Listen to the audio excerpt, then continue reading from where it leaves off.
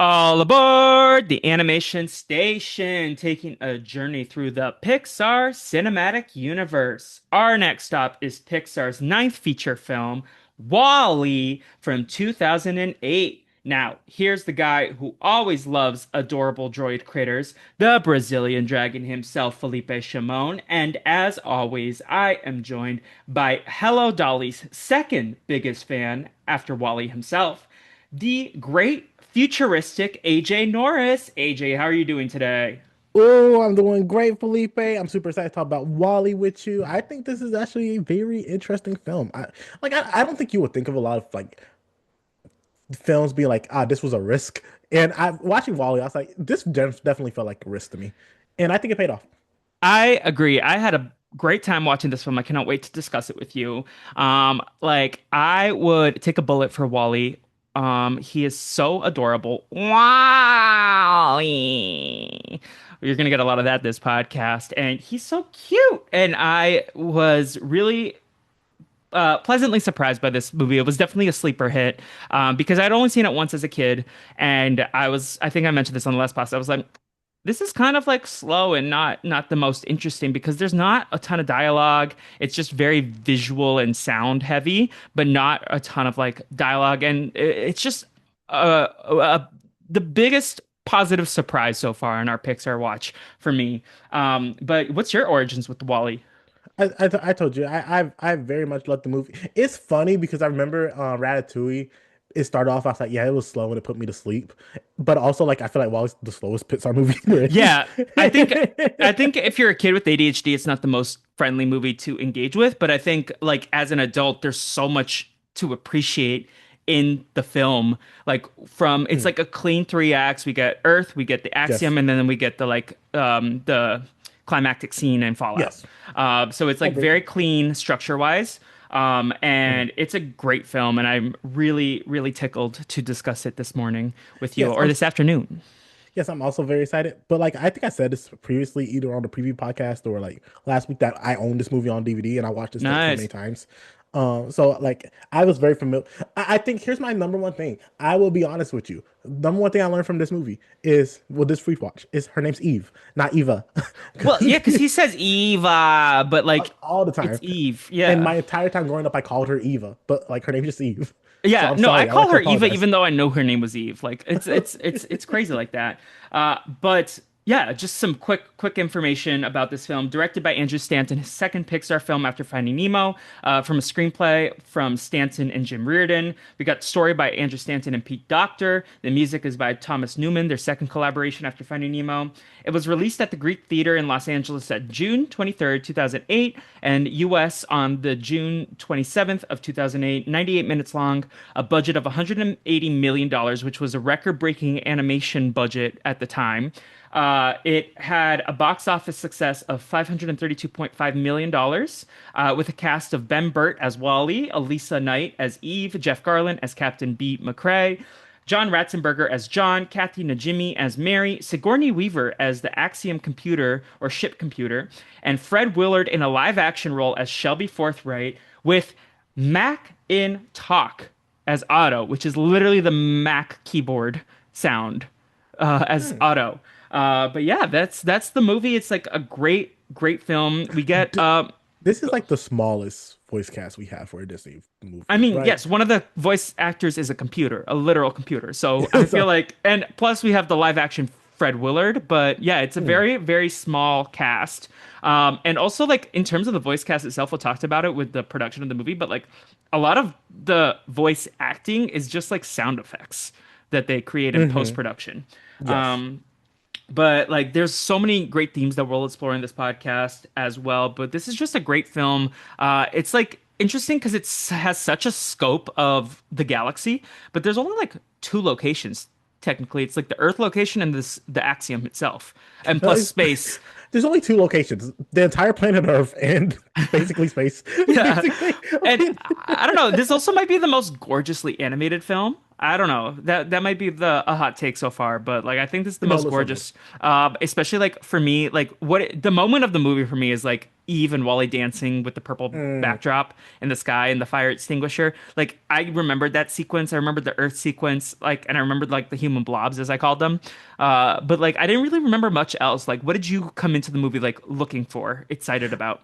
I don't think we talk. I think we don't talk about this because I don't know if it's with every movie, but I remember talking about it with the first Toy Story movie, where it was like that's like an iconic Pixar image was Yep. Buzz holding Woody while they were flying. Yeah. I think like we had another We one of should go those, do and that when we do the Navi podcast, if we do one. I think that'd be That fun. that that would be a fun, like talking about the moment of each movie. But I think like one of the other ones I think Pixar does a lot is Wally touching like the asteroid belt and the stars when he's flying up in space. I Yeah. thought that, yeah, I think that's like one of the more like agree I like the Wally Eves thing, but that was also studying like him going through space. Like I think this is a visually appealing movie, so I agree with you AJ, let me 100%. tell you something. Yes.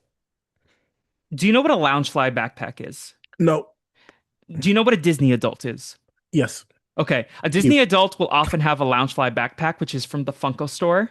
And Loungefly has a deal with Disney. I think Funko acquired Loungefly.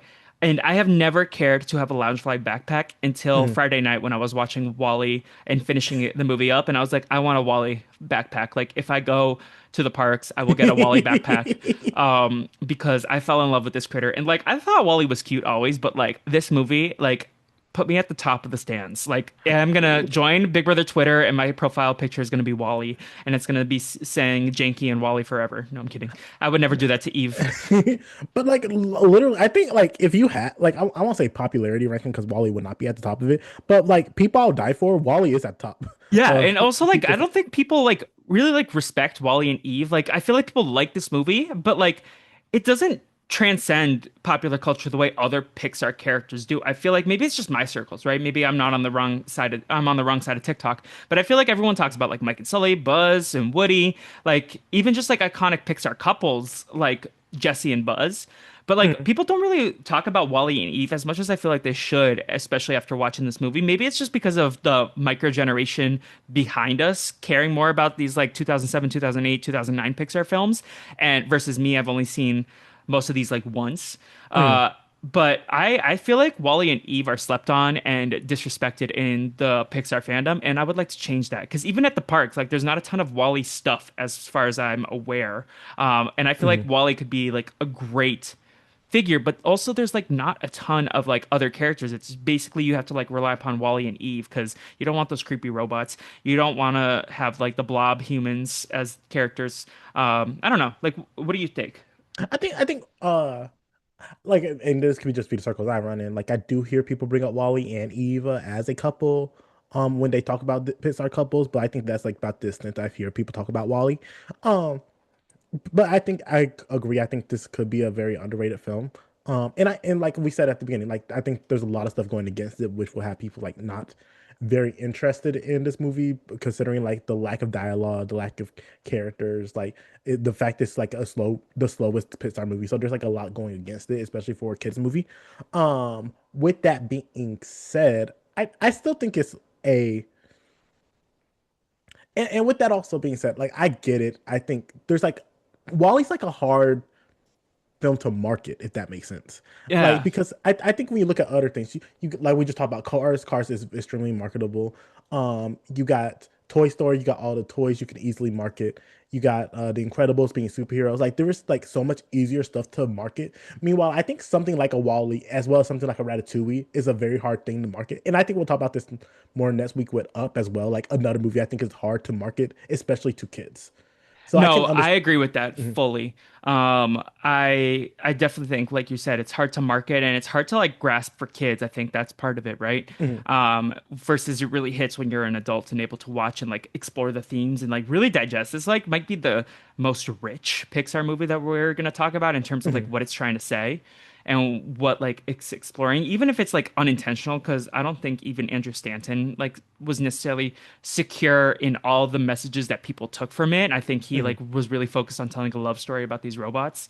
And then like in his interviews afterwards, he was like, "Oh yeah, like I guess." Yes. It's kind of like the TLDR, but Yeah, I was greatly moved by this movie, and again, I cannot wait to discuss it in full. It's also like predominantly like I said, it's very visually and sound heavy, but very Hmm. little dialogue. Like there's like you can understand what's happening, but it's like I think it's the most unique Pixar movie in that sense, where it's like it's like an adventure, but like your main characters don't do a lot of speaking other than beeps and boops, and they Hmm. say their names a lot and directive. Like there's very little dialogue. Like I bet the screenplay is probably like a max of 40 pages compared to like most movie I screenplays, think which that's are fair. like 90 to 120. So it's just very like it. I mean, we'll talk about like the history, but it's very like of the silent film era sort of vibes. Like I think I wrote this down in my notes. I don't think we get like any real dialogue until like the 22-minute mark. Yeah, Um, no, and we spend mhm, like so much time just kind of like vibing. It's a vibes mhm. movie. It's a visually appealing, stunning movie that I like to um just watch and like it's cute.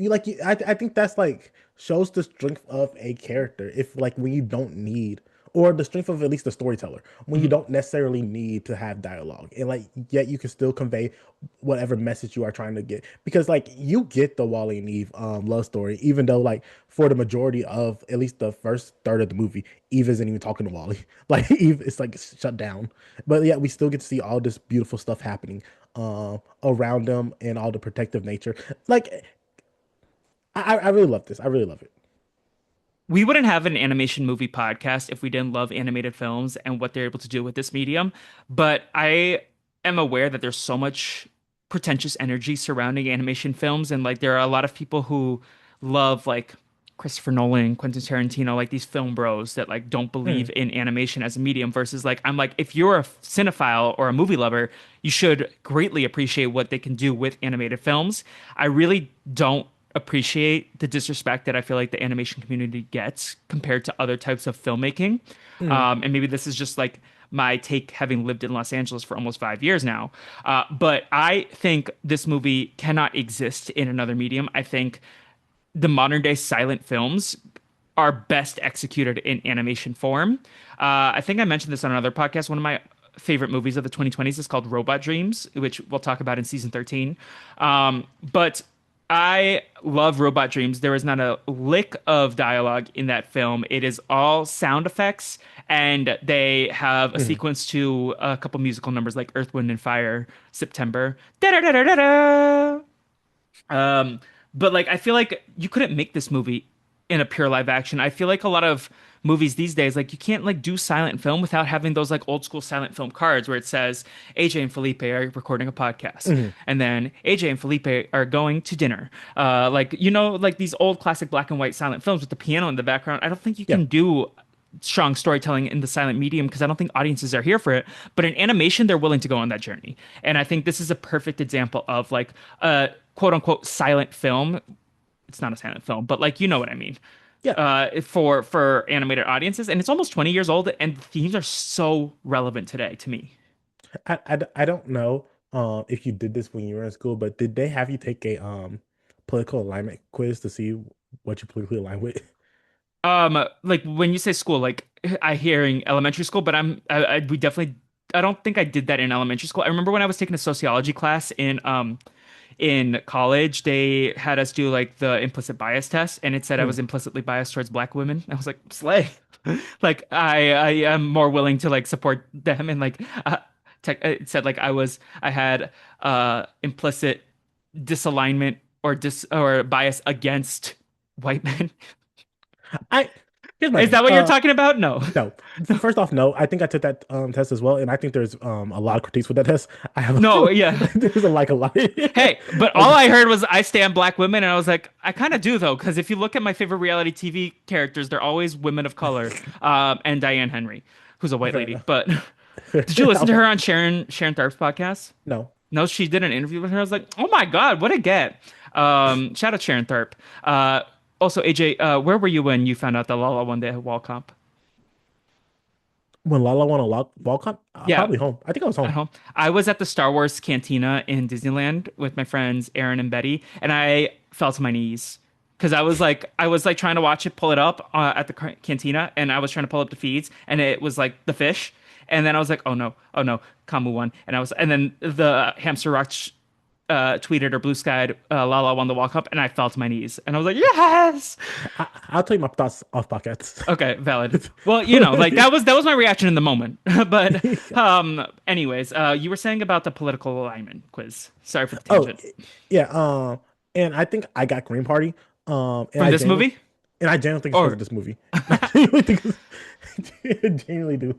yeah, I don't remember taking a specific quiz. I remember they had us like cast ballots when we were in like elementary school. It was like I think Mitt Romney, John McCain, Barack Obama, Hillary Clinton. Was that 2008?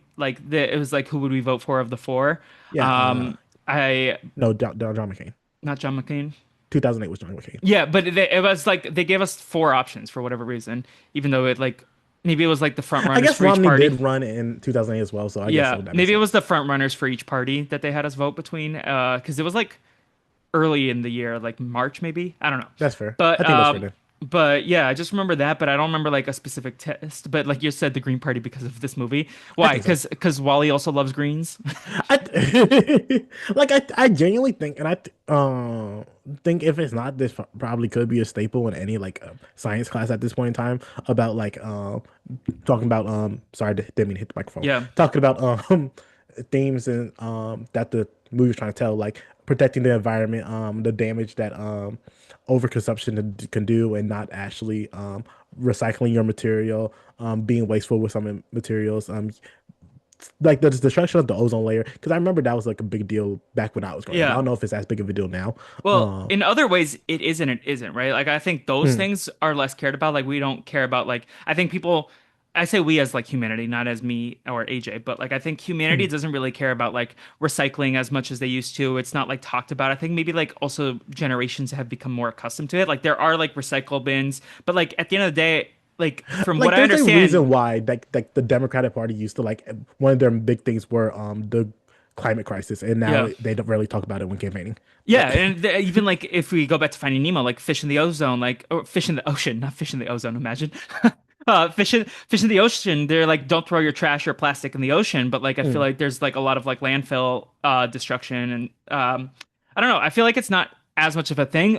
Granted, however, I do feel people talking about the environment in terms of like climate change and like the heat that we're experiencing, like a global warming. I think that I still see that on my social media. And then also like data centers with AI and like the amount of energy it takes to use AI. I know that people are discussing in terms of like how that affects the environment and how much damage it does. But also like that's where I see a lot of environmentalism these days.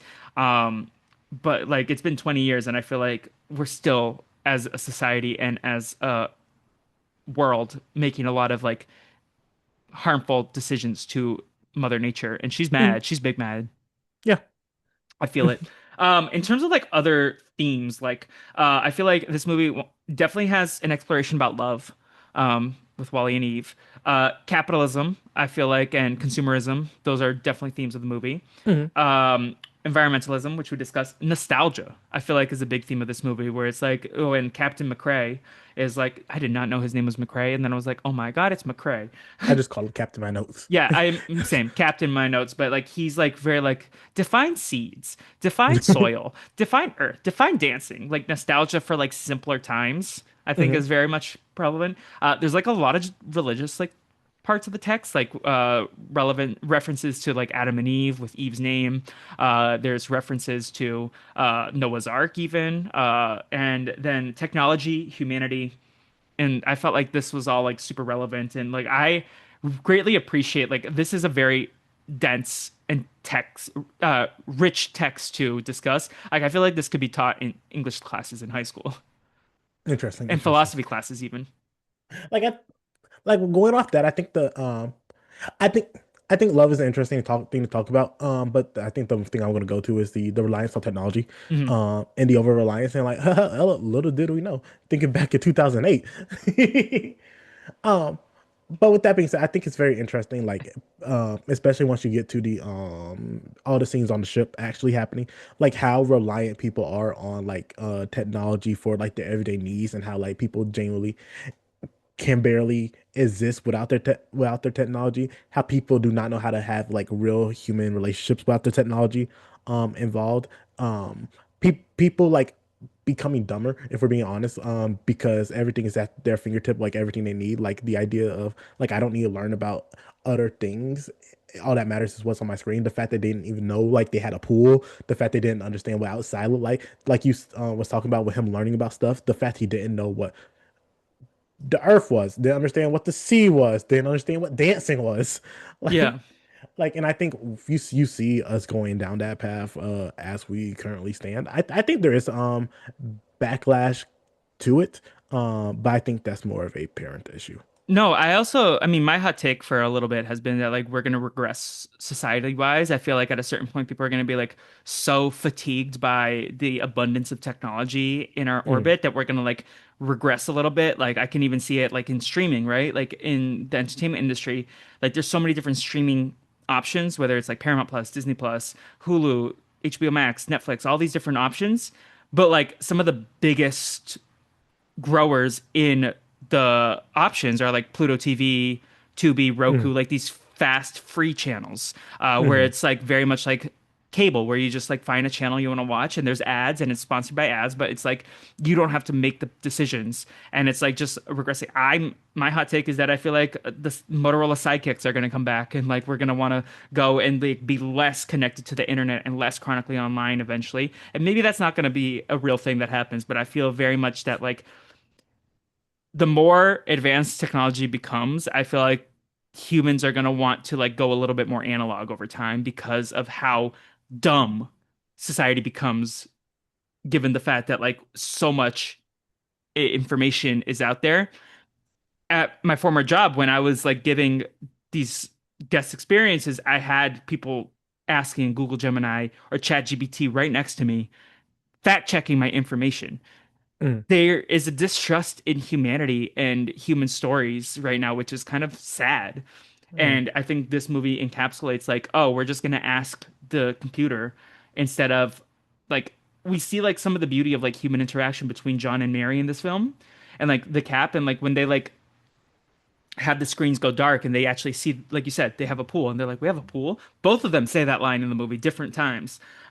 And I think that's something that like makes me sad is that like there's so much out there and technology has its benefits, right? We wouldn't be friends without technology. mm, But I think there is also like, and granted, like also the pandemic exacerbated a lot of these problems, but like technology is a double-edged sword, and I think there hasn't been that beautiful balance for me at least. And I'm not saying I'm better than people because I'm on my phone all the time. I mm, struggle to like be engaged in silence and like enjoy quiet. Like I always have like a podcast, music, TV on. I don't like having no sound in my apartment, and I think this movie kind of embraces simplicity.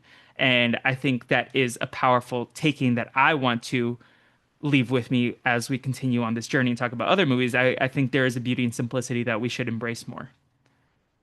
I agree, and I think that there's a reason why we need regulation. I think regulation is very important. Yeah, Um, especially and like for speak kids. on it. Oh, 100% for kids. Like, listen, I'm not here to like dog on iPad parents. And that's the end of my statement. Well, it just even like I keep seeing like these things. Were you online before you were 21? You may be eligible to compensation for a class action lawsuit against Facebook or whatever. And I was like, because of the mental harm that you were done. And I was like, okay, yeah, but Mm, like you're gonna pay all these people who are online before the age of 21, so you're gonna pay like at least 1 billion people because like around the world, like if Facebook and Instagram came out when I was in high school or middle school or even earlier, like MySpace, like that's a lot of years, a lot of generations of people at this point, or maybe not generations, but micro generations. And just yeah, like there is technology and like I think the balance and like access is something very important. But like you even see it, like the colors are very in the visual language of the film. Like Earth is very like warm colors, and even if it's like muted and faded and like desolate, like there's still a lot more color natural color and light and warmth versus like the ship is very cold and sterile and grays and whites, and they have artificial colors with like red and yellow and blue for the screens, but like everything is like very white and gray and steel colored, if that makes sense. And that's kind Mhm. of like part of life is like the detachment from technology. And I think that's what Andrew Stanton's trying to say with part of his messaging of this film, as well as like be friendly to the environment because this world is beautiful and there's so much out there. And that's kind of like also tying it back to Cars. I feel like that's kind of what the message of that movie was, is like slow down a little bit, Mhm. enjoy what life has to have. And maybe that's Pixar's biggest statement over the course of these films so far. Um, yeah, I can see that. I think like living in the moment, living in the now, like enjoying what life has to offer. Because I think like life has a lot of negative things to offer, but like it also has like a lot of beautiful things that it has to offer, but only if you're willing to accept it Mhm. and willing to embrace it and willing to experience it, despite the possible downside, heartbreak, harms that may come. So I think that is one of the beautiful overarching things of Pixar as a whole, and I think it is shown particularly in this movie. I agree. Should we get into like some of the background of this film? Yes, we should. Before I do that, I want to ask you what your process is when you are watching these movies and taking your notes. Like, do you take notes on a computer? Do you take notes handwritten? Do you watch the movie multiple times? Do you just like sit it down and watch it in one sitting? Like, what's AJ's prep style like? And I'll share mine after. It depends on the movie. Because I think we are in a bad time right now because I'm familiar with all these movies so far. Okay. So like I feel like most of the beats I understand, so I can do it in once to take when I'm taking my notes. Yeah. Sometimes I'll pause, I'll rewind while I'm taking my notes on the computer. I type up my notes. With that being said, like, and you said one thing that blew me in mind, but I realized like a lot of people do not watch TV or movies with subtitles on. I like, like I need subtitles on. Mhm. That's my personal thing. Uh, but that's less about me taking notes. So sometimes I get through it at one. Like it generally depends on how invested I am in the movie. If I can watch this, I did not finish this movie in one sitting. I had to watch this in multiple sittings. But most of the movies I had to watch multiple sittings. I think The Incredibles, I think Toy Story, I think are the only two movies I were able to watch in one sitting. Yeah, even for me, like Finding Nemo, which is our favorite so far. Like I Mhm. watched that in multiple sittings for this project. Like I can watch these movies in one sitting, but like it would have to be like I have nothing. I watched Wally in two sittings and Ratatouille in two sittings, but like Cars, I watched in four sittings. So it's like it depends on the film. Wally, Here's my biggest issue. I always watch. Don't ask me why I do this. Every movie I start at 11 o'clock, and, and I'm like I'm tired. valid, valid. No, I've done that before, like Bug's Life. I remember I started late and fell asleep during at one point. But I for this one, like the day after we recorded Ratatouille, like a couple hours later, I started Wally, and then I watched until they got off Earth. Mm. That's where I kind of paused, and then Friday night I finished this movie. We're recording on a Sunday, August 9th, and I watched and did it in the rest of the movie in a different sitting, and then I when I do these podcasts, I will do like one for vibes, one for notes, is how I call it. So Mm. I watched, and then this morning, or last night, I started taking notes for the movie on my laptop. So a lot of my like history document is going to be on my laptop. So apologies from the YouTube viewers if you see that I look a little distracted because I'm reading it on my laptop versus my Mm. notepad this time. Um, and then I rewatched the movie on 3x with subtitles to just like scribble down notes. Usually I do 2x, but because I was like, this movie doesn't have a ton of dialogue, I can speed it up a little faster.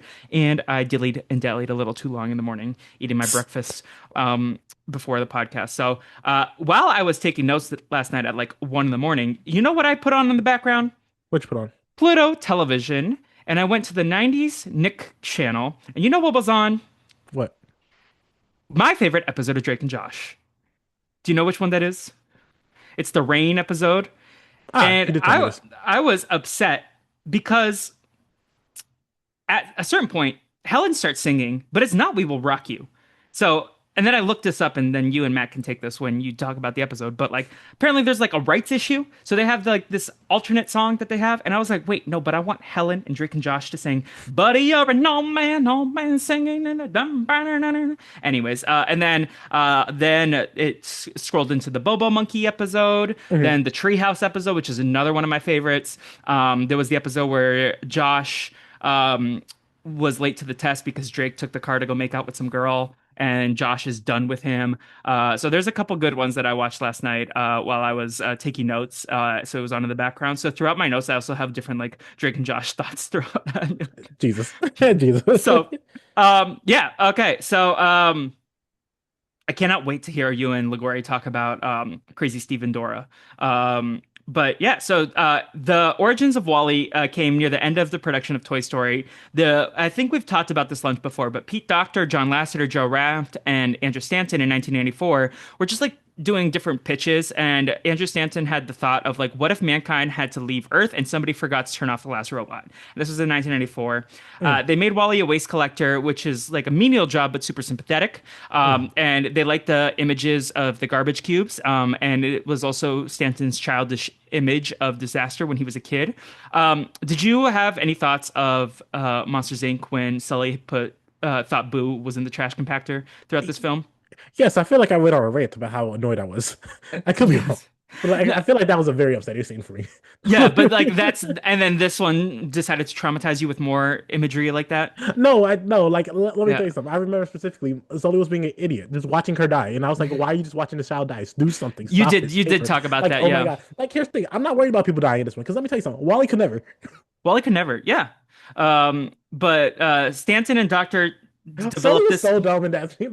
No, I'm sorry. No I more made comments. AJ upset. I made AJ upset. Do your Pop thing. off on Sully. No, we need to stay on topic. Um, they developed this project under the title Trash Planet, which was in development until 1995. They abandoned it after 2 months. Doctor pivots to do Monsters Inc., and then they revived it in 2002 after the Finding Nemo conclusion. And part of the reason they abandoned it was also like they were like, is one of our first movies really going to be about like the silent robot? Like, do you think kids will like get behind a droid like R2D2 or Luxo Jr., like a machine that like doesn't have a lot of dialogue? Like they didn't think it was worth investing in. It was too much of a risk. Which I do think Wally is possibly the riskiest movie so far. It is the Ricky. Yeah, it is the Rickiest movie so far. I think, sure, this would. I don't think this would. Listen, they decided to follow Toy Story with a Bug's Life. No offense to a Bug's Life, but I think. Dang. Bugs Life just keeps catching strays. It's because of PC Flea. VT sucks. So I'm not saying it could not survive a Wally. Here's the thing. I think it could have survived the Wally, but I don't think people would have faith in the Wally. But I think after like having the string they had, they was like, okay, we have faith in this. Yeah, Like, I agree. I think they needed some like successes to come in the pipeline before they were able mhm. to gamble. Like if they don't have Finding Nemo, Incredibles, Eh, Cars like backed up, and maybe this isn't as something they're willing to take a chance on. But because they like have like, have you heard the joke is like toys have feelings, bugs have feelings, monsters have feelings, fish have feelings. Cars have feelings. What's next? Like that's kind of like every Pixar movie. And then fair enough. they get to Inside Out. Feelings have feelings. And that's just old people have feelings. With that being said, I'm also glad they held off because I think not cars, Wally would not have looked as good as it does if they did any earlier. I agree. They were able to like get animation to a stronger standard, and it looks sleek, is the way I describe Eve, especially. Eve looks like sleek. Now, but yeah, so they that was part of it. They Wally falls in love because it's a national progression from loneliness. And Stanton also liked that the plant was discovered because a soul inhabitant reminded him of a plant amongst pigment. Um, and AJ and I both enjoy finding a good plant every once in a while. That's gonna be like a parody film one point while he gets high. In this part of my notes, I have Helen is singing, but it's not "We Will Rock You." I'm upset. Script was written as visual descriptions with dialogue in brackets, and in late 2003, Stanton and his team created the first 20 minutes for a story reel, and they got approval from Steve Jobs and John Lasseter.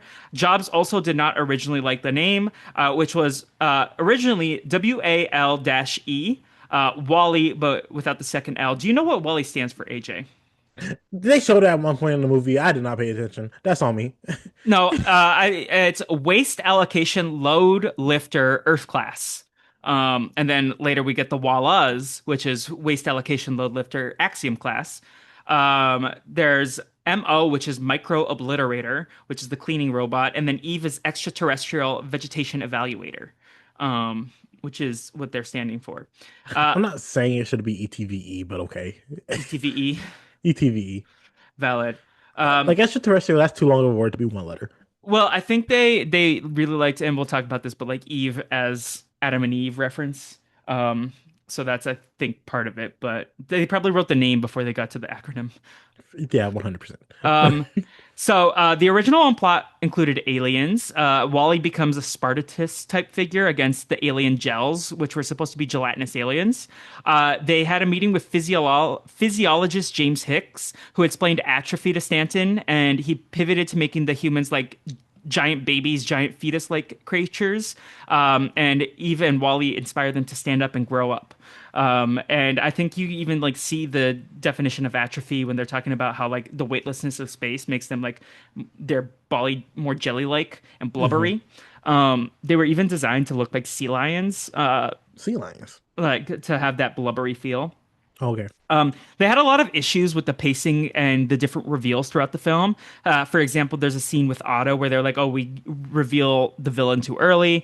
The captain was originally conceived to be like just super dumb, but then they changed it to instead of being dumb, let's make him just unchallenged and comfortable in the lack of challenging. But then he wants to like push himself more, and that's how he becomes Hmm. sympathetic when he actually starts to like explore Hmm. what life is like if he puts more effort into it.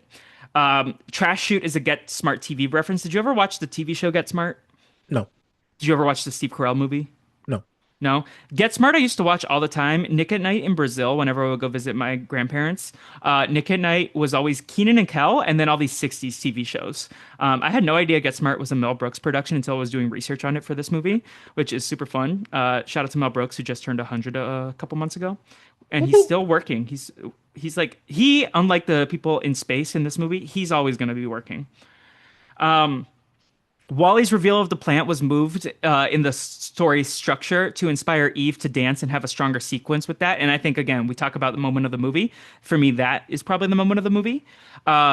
Original drafts had Eve getting electrocuted, and Wally's the one who gets the Wallas to save her with the cigarette lighter. But then they switched it to Eve saving Wally and going against her directive, making him more heroic by saving her in that sequence. Is that the Lido deck, or is that a different section of the Axiom where I couldn't they tell at you the about end of the both. movie? Yeah, that was a little unclear. Like the space, like they had a lot of setup for the spaceship, but like that last act of the movie, I was like, what is this room? It was a little unclear.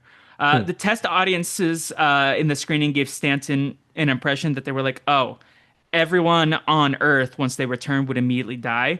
So they had Joe Capobianco, who was one of the co-writers of Ratatouille and director of Your Friend the Rat, the short. He directed the credit sequence to the Peter Gabriel song with Hmm. the Earth being repopulated. Like, I don't know if you watched the credit sequence Every minute. every minute. Every minute. So yeah, you saw that they had the fishes and Yes. then the like restructuring and all that stuff. This was the most elaborate film since Monsters Inc. There were 125,000 storyboards versus an average film at Pixar was 75,000. Hmm. The production designer Ralph Eggleston decided that Earth would be romantic in the first act. Axiom Act 2 would be sterile, and then Act 3 starts to bring colors into the axiom to bring it all together.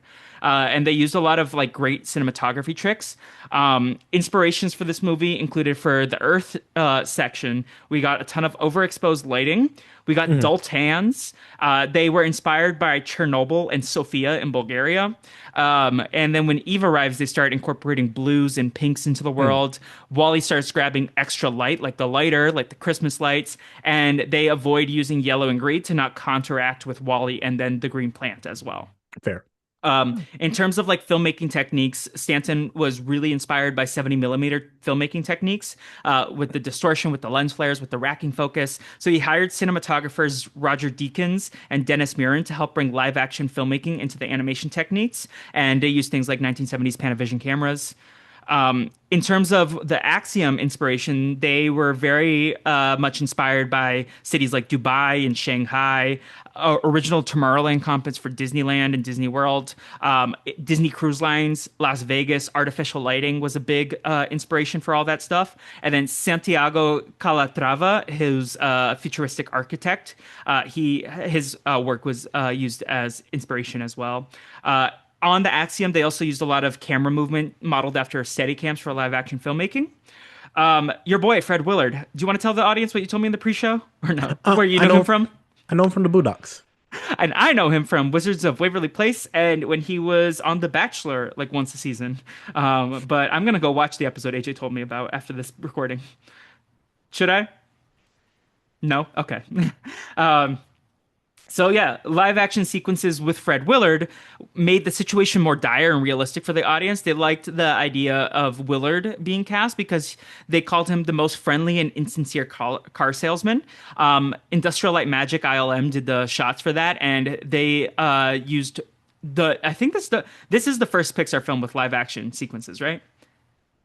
And I think so. potentially the only one to my knowledge. Even like the modern stuff, I can't really think of an example. But I know they use like live action in some animation, like if you've seen Across the Spider-Verse, which we'll recap on season 9.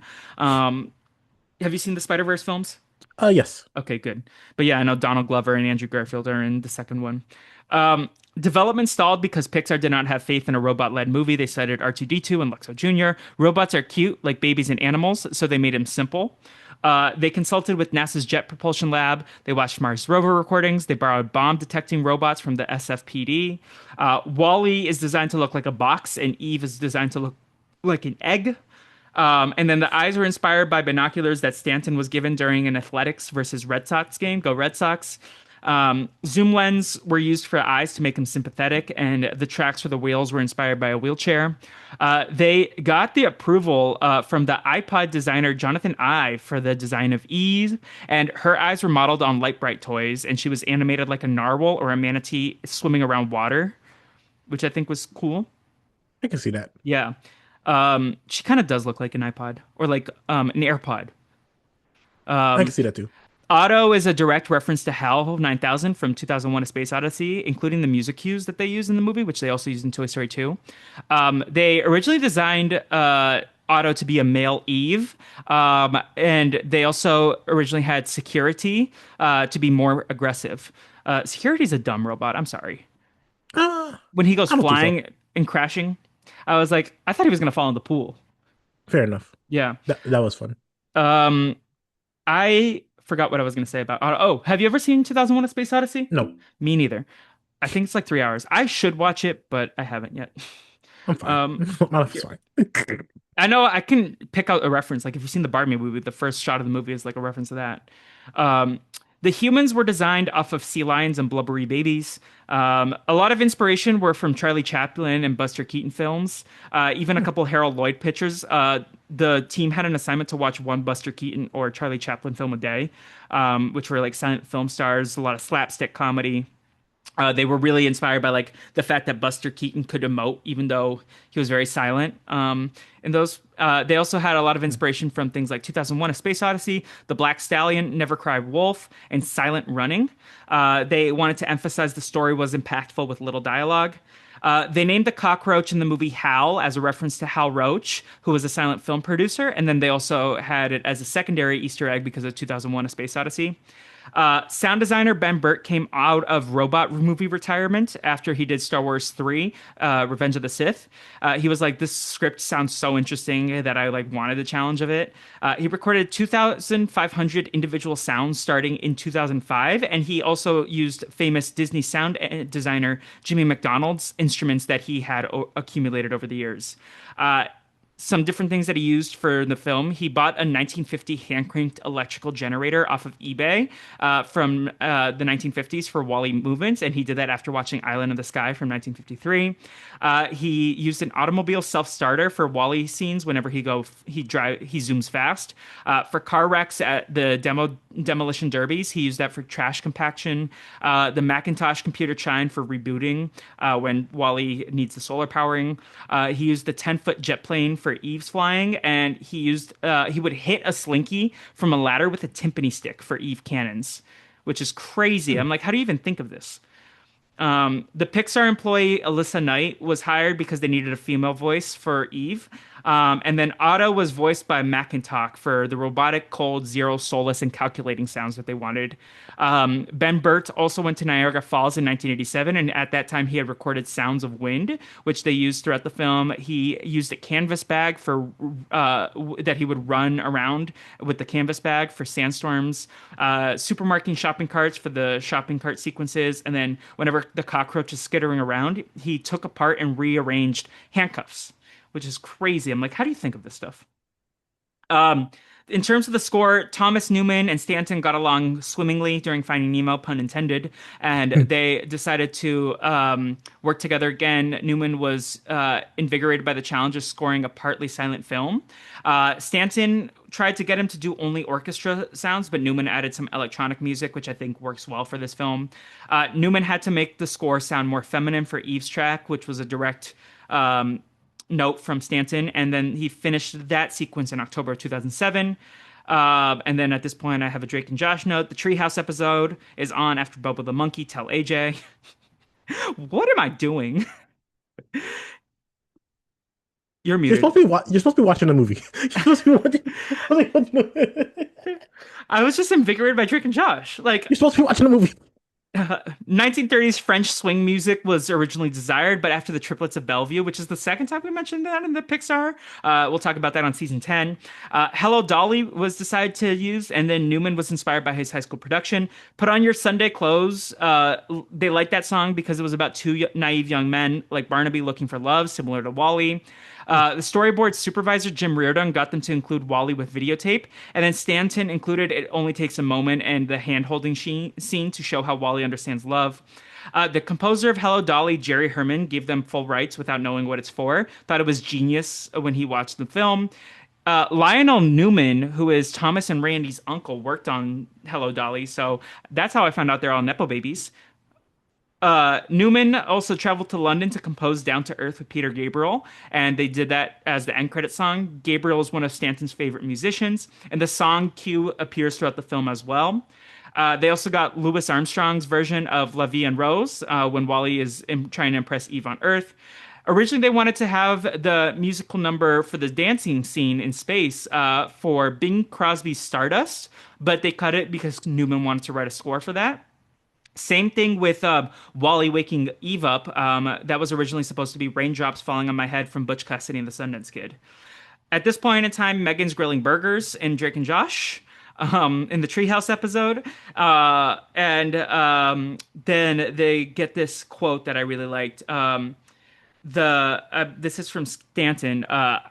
The quote is, I realized the point I was trying to push with these two programmed robots was the desire for them to try and figure out what the point of living was. It took these really irrational acts of love to sort of discover them against how they were built. I realized that that's a perfect metaphor for real life. We all fall into our habits, our routines, and our ruts, consciously or unconsciously to avoid living, to avoid having to do the messy part, to avoid having relationships with other people or dealing with the person next to us. That's why we can all get on our cell phones and not have to deal with one another. I thought that's a perfect amplification of the whole point of the movie. I wanted to run with science in a way that would sort of logically project that. And I think they do that pretty well in this movie, like we talked about with the themes earlier. I got three more notes here. Eve is named after Adam and Eve. Wally is lonely, like Adam. Dedicated to Justin Wright, who was an animator on Ratatouille. And this is the first Pixar movie to stop using the 1995 Disney Pictures logo, which is super interesting to me. AJ, you're muted. I didn't notice. Me neither, but all right, that's the fun history facts. Anything you want to add about all that stuff, or are you excited to yap about Wally? I'm very intrigued to see how this conversation goes. Yes, I still can't believe Megan was grilling burgers like that. Speaking of boobs, like Drake and Josh, can we talk about the fact that Wally finds a bra? He does find a bro. Yeah. Yeah. All right, so let's get into this. I think I said that I didn't think my notes would be shorter than Ratatouille with 5 pages. I got to less than 4 pages for this one because of how. Like, cause here's the thing. Like, I think especially like the first, not the first third, but basically mostly, is just describing what Wally's doing on Earth. Mhm. Not, Yeah. like no, we're not talking about the conflict between characters or some dialogue that's happening or some progression of the plot. Like, this is just like setting the ground of like, oh, Wally and Eve like each other. Well, Yes. pause, scratch that. Wally likes Eve. Wally likes Eve. Wally. So Uh, so we see a shot of space and then we go zoom down to Earth and we hear Barnaby, put on your Sunday clothes and dance now. Have you ever seen Hello Dolly? no, Me neither. I would like to. I feel like after this movie, I'm like inspired and galvanized to watch it. But we get space to Earth. I believe the year is 2080, 2805. Mm, 2005, 2805. you got there. Sorry, I had a brain struggle. There's lots and lots of trash. It's deserted, and Wally is collecting trash with Hal, the cockroach, AJ's fave. Um, so we see the by and large cooler that Wally picks up, and he starts putting all his little items that he finds there in the cooler. We find out that Earth's abandoned. There's a ton of by and large remnants. We also get the ad for the by and large Axiom cruise, where they're gonna get all the humans up on there, while the robots clean up Earth. And where Earth, once Earth is ready to go again, they'll come back, which is kind of like how they reference Noah's Ark throughout the pre-production.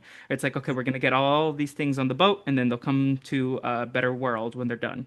Um, by and large, I believe continues to appear in Pixar movies moving forward, like the Pizza Planet truck. I was gonna say, wasn't Brian Large and stuff before this, or did I make that up? Possibly. I know Dynaco was in stuff before Cars, so it's possible by and large was there. Maybe AJ is gonna do some Googling.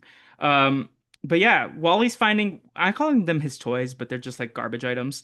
And he's just like putting them on his little wall in his house. He watches Hello Dolly, he's watching them fall in love, and he holds his hands together like this.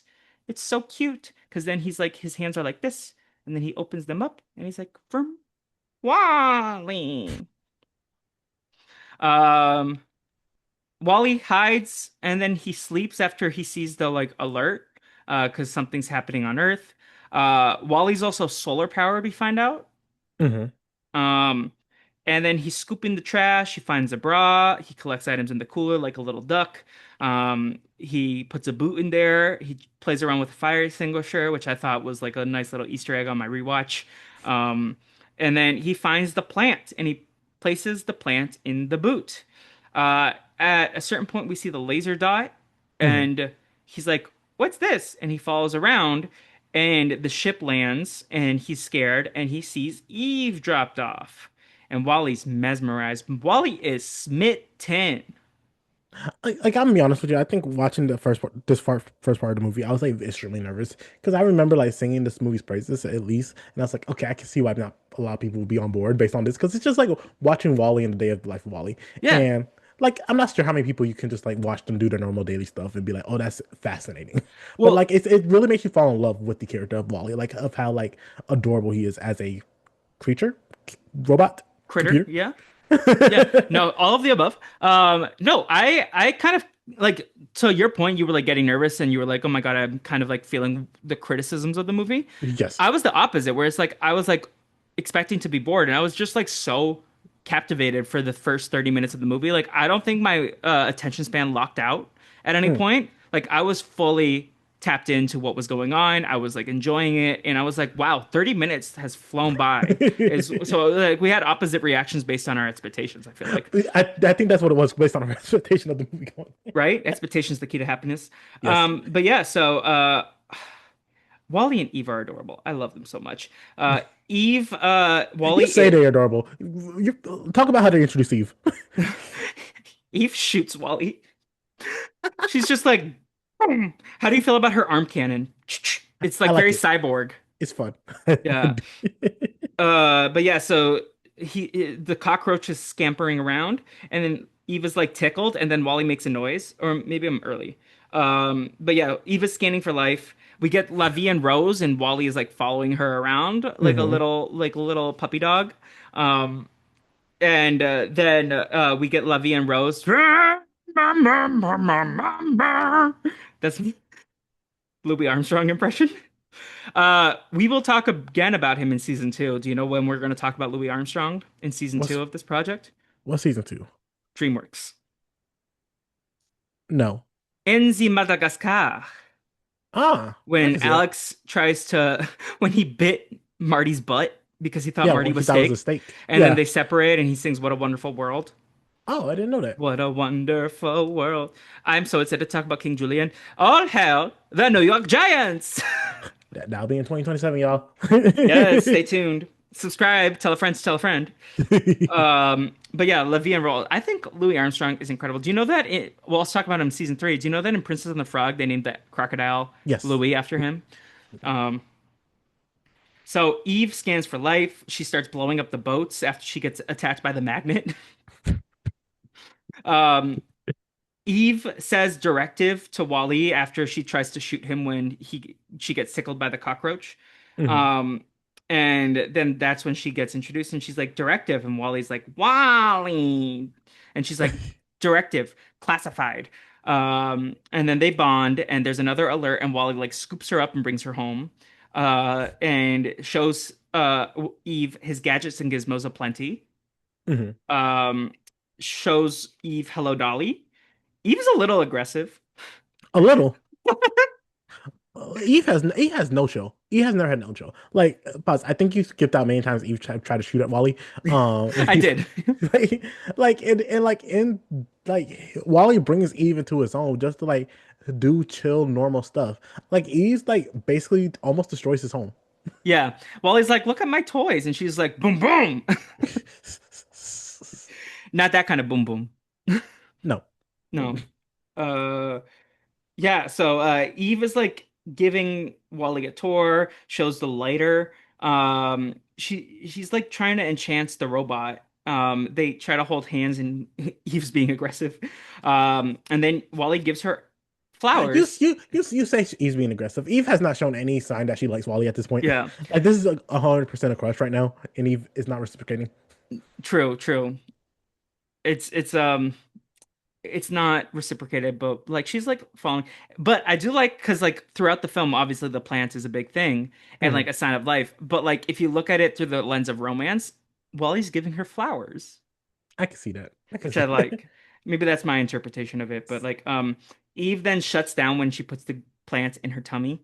Like I don't know how to describe it other than like she puts it in her belly and just like locks it in her chamber. Basically. And then she shuts down and the green Mhm. light starts flashing. And Wally gets really, really sad. And this made me sad because I don't like seeing my boy sad. You say he's sad, but like he makes the best of the situation. Oh no, he does. He gets her Christmas lights, he tries to fix her, he pulls her out into the rainstorm and gets electrocuted. Um and at a certain point, he's just like trying to fix her and it's not working. So the next day comes, boots up solar power and he's like, you know what, Eve, you just chill here. I'm gonna go resume my work. So he Mhm. goes and works along the day. He then hears something going off in the distance. It's I like, can't say next day. This the Evil's actually shut down for a long time. oh yeah, no, this is probably like 2 months, I'd assume. Like months on it. Like we get a Potentially snow. years. What it could have been years. Like it's Evil's gone for a long time, but Wally never gave it love. Yeah. No, because Wally's loyal and down Like bad. like I think that listen, let me tell you something. If Wally was my friend, again, Wally's not alone, but Wally's my friend. I said, yo, get over her. She's clearly ghosting you. That's why I would Well, she's have. But also like ghosting herself. like this is Homegirl's in I a think coma. that's part of like what makes this whole thing cute is like Wally for a extended period of time, even though Yeah. like Eve is like unresponsive, like She's Wally's still caring for her, like doing all these nice things for her. And I think what's cool about this movie is that like we can see what happens here, but Eve is like unresponsive. However, Mm, she still has like her functionality where she's filming everything. Because then yes. later she's gonna see all this stuff and she's like, "Oh, Yeah. Wally." Yeah. But yeah, so Wally hears the craziness in the background. He's like, "Eva!" And then he like starts zooming after her, and then he turns around, tells Hal to sit right there, and then he continues to zoom. Eve is Wait, pause. The cockroach has a name? Did I skip this? The cockroach. I mean, you might have zoned out when I was talking, but the cockroach is named Hal after Hal Roach, who was a silent film producer, and You then did say also this. You did say 2001: A this. Space Odyssey. You did say this. You did say this. AJ was still like, "Why are you talking about Megan grilling burgers and her snow cones?" That's all me. My bad. Yeah. I have But short-term memory. his song bingo. But Wally grabs the spaceship and flies off, and Eve is scooped up, and he's like hanging on for dear life. How long do you think he's on the spaceship for? Because obviously they go zoom far away, but like in actuality, that Here's my takes like honest light years to get to, right? because here's my I feel like this is my humble opinion. First off, there's a reason why I brought up that hell point. It's because I like you didn't talk about the cockroach love. I a lot. I love that cockroach. That cockroach is so adorable. It's such a Would you cute let pet. him touch your hair and make dinner with? Honestly, Hal is the best PR the cockroaches have ever had. Tell that to Hopper. Yeah, I stand And by that. Hal is the best PR for cockroaches if ever. So I love that little cockroach. With that being said, like this is why it makes no sense to me because when you look at it, and I get it, you are flexing your muscle, your creative muscles. You want to show like how beautiful the space can look, how beautiful you can design it because you see them in space, you see them go over the moon, you see them go close to the sun, then you see them by Jupiter's rings, and I'm like, you're doing a lot of bouncing back and forth for me, based on how the universe is built. So like yeah, with because that they being go to the said, moon, then they go to the sun. like why are we doing that? You made a U-turn somewhere, and Yeah. I don't know if you should have. You should have been more straightforward to the ship. But Maybe they it don't know where the ship is. also like Wally would have fallen off. Let's be real. Wally, listen, let me tell you something. I don't know much about that robot strength, but like maybe he just locked in. He Uh, might have locked in. He like Lala on the wall. like listen, love will do crazy things. Uh, with that being said, like it seems like it took like a while, like a hot minute, but then by the end of the movie, it like takes like what 10 seconds. So it's like very confusing. Well, yeah, because they go through hyperspace in the end. Like, let me tell you something. I think we should like everything should have hyperspace so that way we can be more efficient. But I T. don't know science. I don't know how technology works. Maybe hyperspace is expensive. Possibly, possibly. It probably is, I would assume. Hmm. It also probably costs a lot of energy to use. So, like, let me tell you something, Felipe. If I learned anything from these movies, humans do not care about wasting energy. T. I mean, these humans kind of do because they like to sit down and not use any energy. Fair enough. Fair enough. Okay, these humans, but it took like 700 years to get to this point. And listen, I hope we don't wait 700 years to get out together. Yeah. Yeah, this is so far in the future that we're gonna be long dead.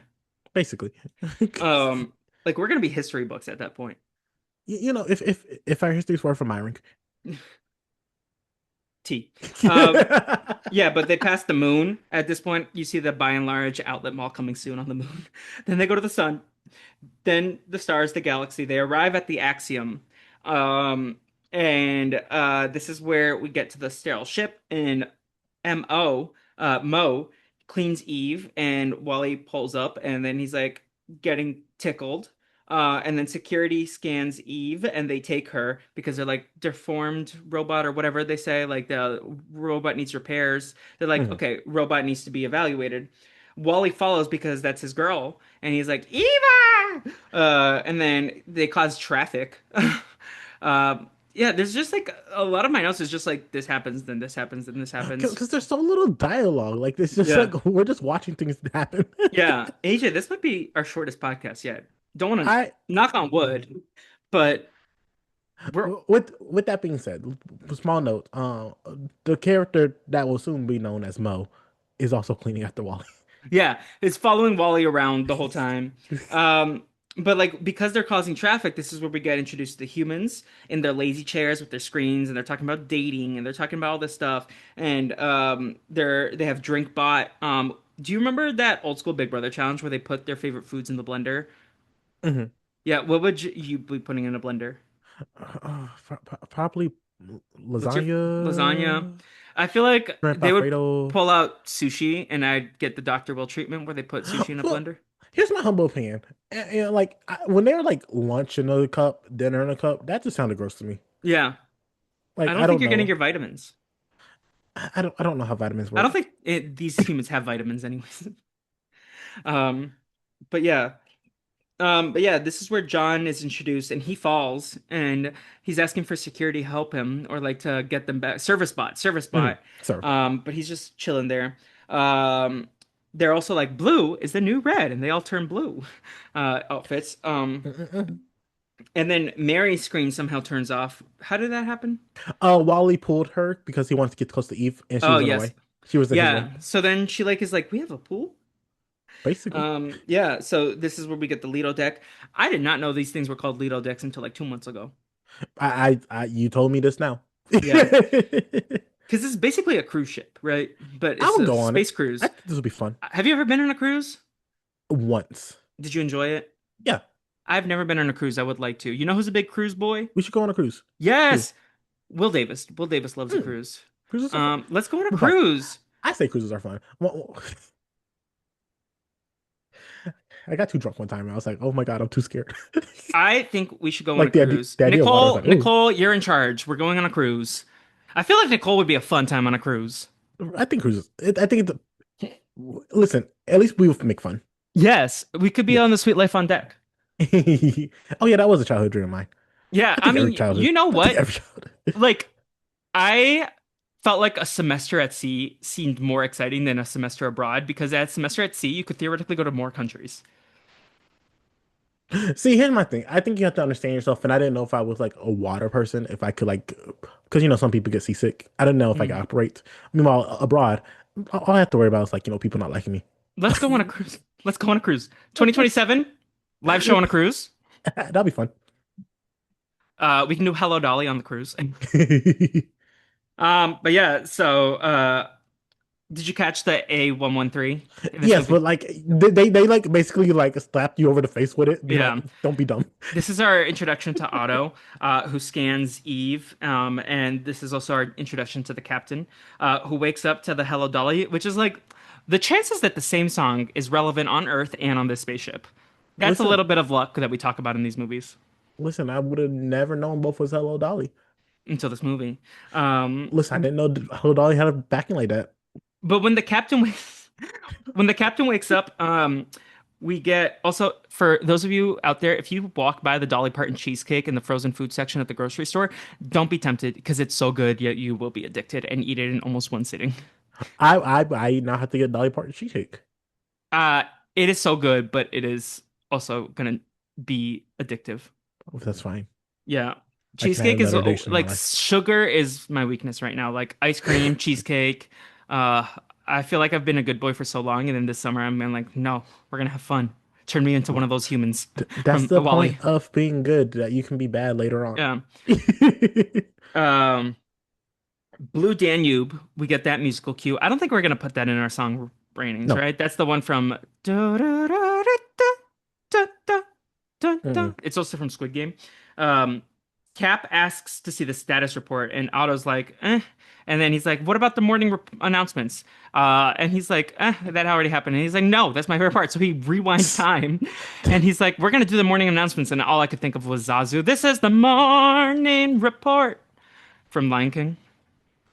Didn't remember. Don't remember. That's season three. No. Fair Um, enough. once we get past the racist Disney movies. Eve is positive for life form, and then they're like, Mm. Eve brings the plant back, which confirms photosynthesis. And Captain's like, oh, we can return home. And they say, and they play the Fred Willard sound, and it's like, yeah, Operation Recolonize. And I was like, Operation Re what? Recolonize. You heard it. Humans doing what they do best.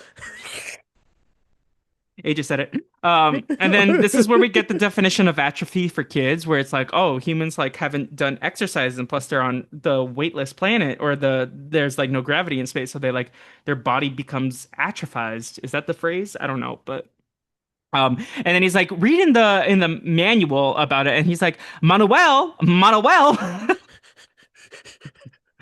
That was a hee hee ha ha in this moment for me.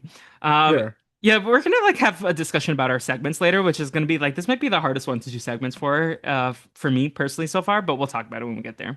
fair enough. Um, Eve wakes up and she sees Wally, and she's like, Wally! She's like so mad. She's like, what are you doing here? Wally! And then she hides him under a stack of towels. Or is that later? Later, She hides him throughout the film. this She's time like shows him under the spends desk. so much time hiding Wally at this point. And, like, well, you say that Wally has been interacting with everything and everyone like since he got on the ship, like Yeah, waving hi to everyone. he says Wally to John, says Wally to Mary, Like the only person who does not know that Wally's on the ship is basically Eve and Otto, and the just Eve, captain. because I didn't even think Otto saw him. Yeah, Because remember, Otto Wally yeah, handed Homeboy the book, yeah. so it's just Eve. We also get introduced to Go For at this point, and the plant is gone. Can you remind me where the plant goes? Because I was like writing notes so fast that I was like, wait, where'd the plant go? Did Otto It, take it, no, I don't know. or it just disappeared? I think it was like someone took it at some point in time, but not. Like I thought I missed it, and maybe I did miss it, and I maybe don't it's think you also like missed an it. I think it. error. No, but I don't think it happened on screen. I don't Okay. think we saw it happen. That's the one thing that I was like, okay, there's a little demerit here for the movie because I was a little confused both in my initial watch and this watch. But But I think we this based on what happens later, like one of the yeah. security robots had it. hmm But then we get introduced to Gofor, who sends Eve to the repair ward, and Wally's like, "I'm gonna follow you." But first, before he does that, he shakes Captain's hand, and then the Captain puts it in the analyzer, and it's like dirt, and he's like, "Dirt, aka soil, aka Earth," and he's like, "Earth," and then he's like, "Define Earth, define dirt, define soil, define water, And define let me the tell you ocean." something. Like I don't know if I could answer all those questions. That's Yeah, why you need a computer. Because yeah. defining stuff is not my MO. This is literally Merriam-Webster's dictionary AI. Yeah. Because I'm like, Earth, you know it when you see it. Yep. And Wally gets anxious and like, listen, I identify with that. I'm like, Wally's an anxious boy. I'm an anxious boy. Um, we care about our friends. But he sees Eve getting like repaired, and she's having a Mm. grand old time. She's getting a massage. She's getting tickled. Basically Uh, a spa day. a spa day, right? But Wally is placed in jail, and Wally is stressing out. Well, at first, they put makeup on Wally, which is super cute. But then Wally's in jail, stressing out, seeing behind the glass, not hearing anything, but just looking at Eve moving around. And he's like, Eve is in trouble. So he like lasers the jail off, and all the robots Mhm. come after him. And he scoops her up, and then Eve's like, Wally! And she's like trying to send Wally back to Earth after the so they're rogue robots and everyone on the ship is given the notice that they're wanted robots. But Yes. Eva's like, let me just send this child back to Earth. So he like she puts him in the auto lock to like go back to Earth and is like talking about directives and she's like, I have the directive and the security and then they're like, and Eve's like, sit next to me. And she's like, no, directive. And then Wally comes back out, but then the security puts the plant there, and Wally's like, "Let me get the plant for my girl." And he Hmm. goes back in there, and then the security sends Wally off, and he was like, "Wally!"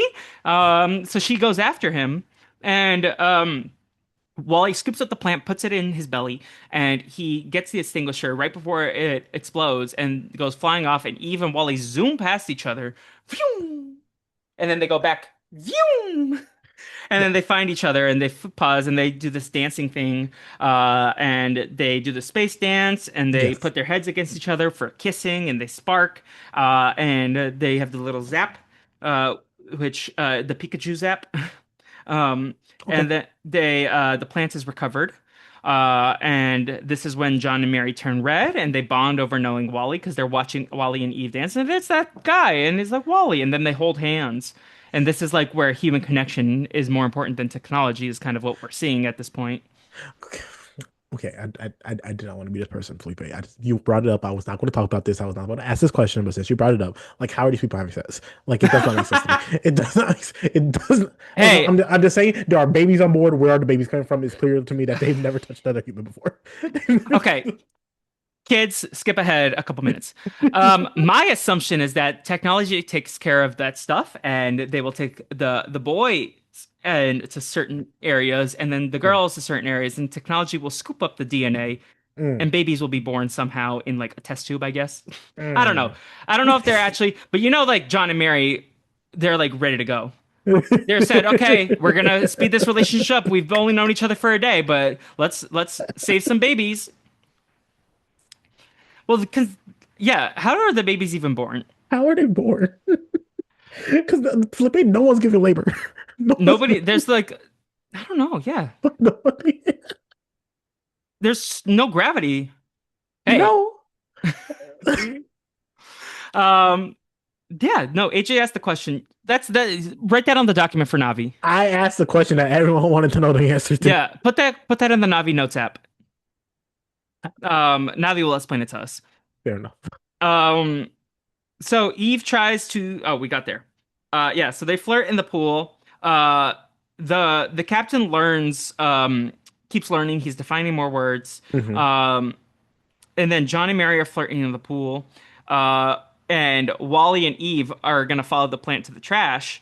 To give it to Captain, and he's sad by the Earth desolation, and he wants to dance. They hear "Hello, Davi," and then Eve watches the footage from the shutdown, and all at this point, this is where um, Mm. Wally and he leaves the Lido deck where he's hiding under the towels. Yes. Um, and he falls into the trash chute.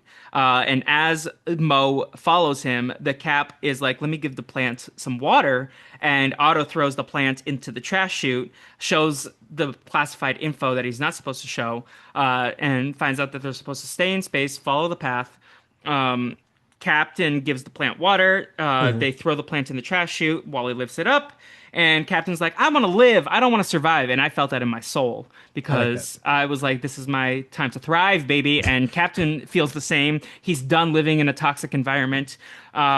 And then the robot's mutant, and he's like, "This is a mutiny. This is a mutiny." And Jonathan Penner is out there watching this movie, feeling attacked. He did say mutiny a lot. He was like, Yeah, it's like, Jonathan this is a Penner, mutiny. Candace Woodcock, Cody. Shout out to Cook Islands. I guess they weren't listening to his directions, but like, it's still Yeah. good. Um, do you think we could get Jonathan Penner to talk about this movie with us? No. No. Which Pixar movie do you think Jonathan Penner loves the most? Sound off in the comments. Put that on the Navi document also. Um, I feel like he might be a big fan of like Soul. I like Soul. I like Soul too. I cannot wait. 'Cause I have I told you about the video essay. I'll tell you offline that I Okay. watched about Soul that like I watched last month that like emphasized a big decision I made recently. You did not. I will text you later.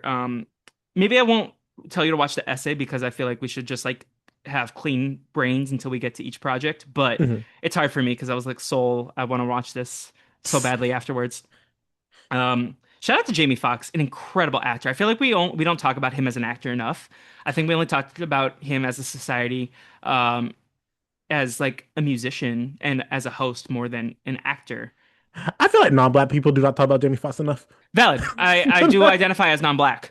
Um, but and I think society like forgets that. Doesn't he have an Oscar for Ray? I think so. And yeah, no, I think Jamie Foxx is he's in. I cannot wait to talk about Rio with you. Actually, we'll do a live show in Rio when we do Rio. Because I also told her I want to go to Brazil. Yes, AJ's top destination, Brazil is on that list. Yeah. I am gonna bring AJ to Brazil one time. AJ, Nicole, Navi, Will, suit up. We're going to Brazil. Suit up.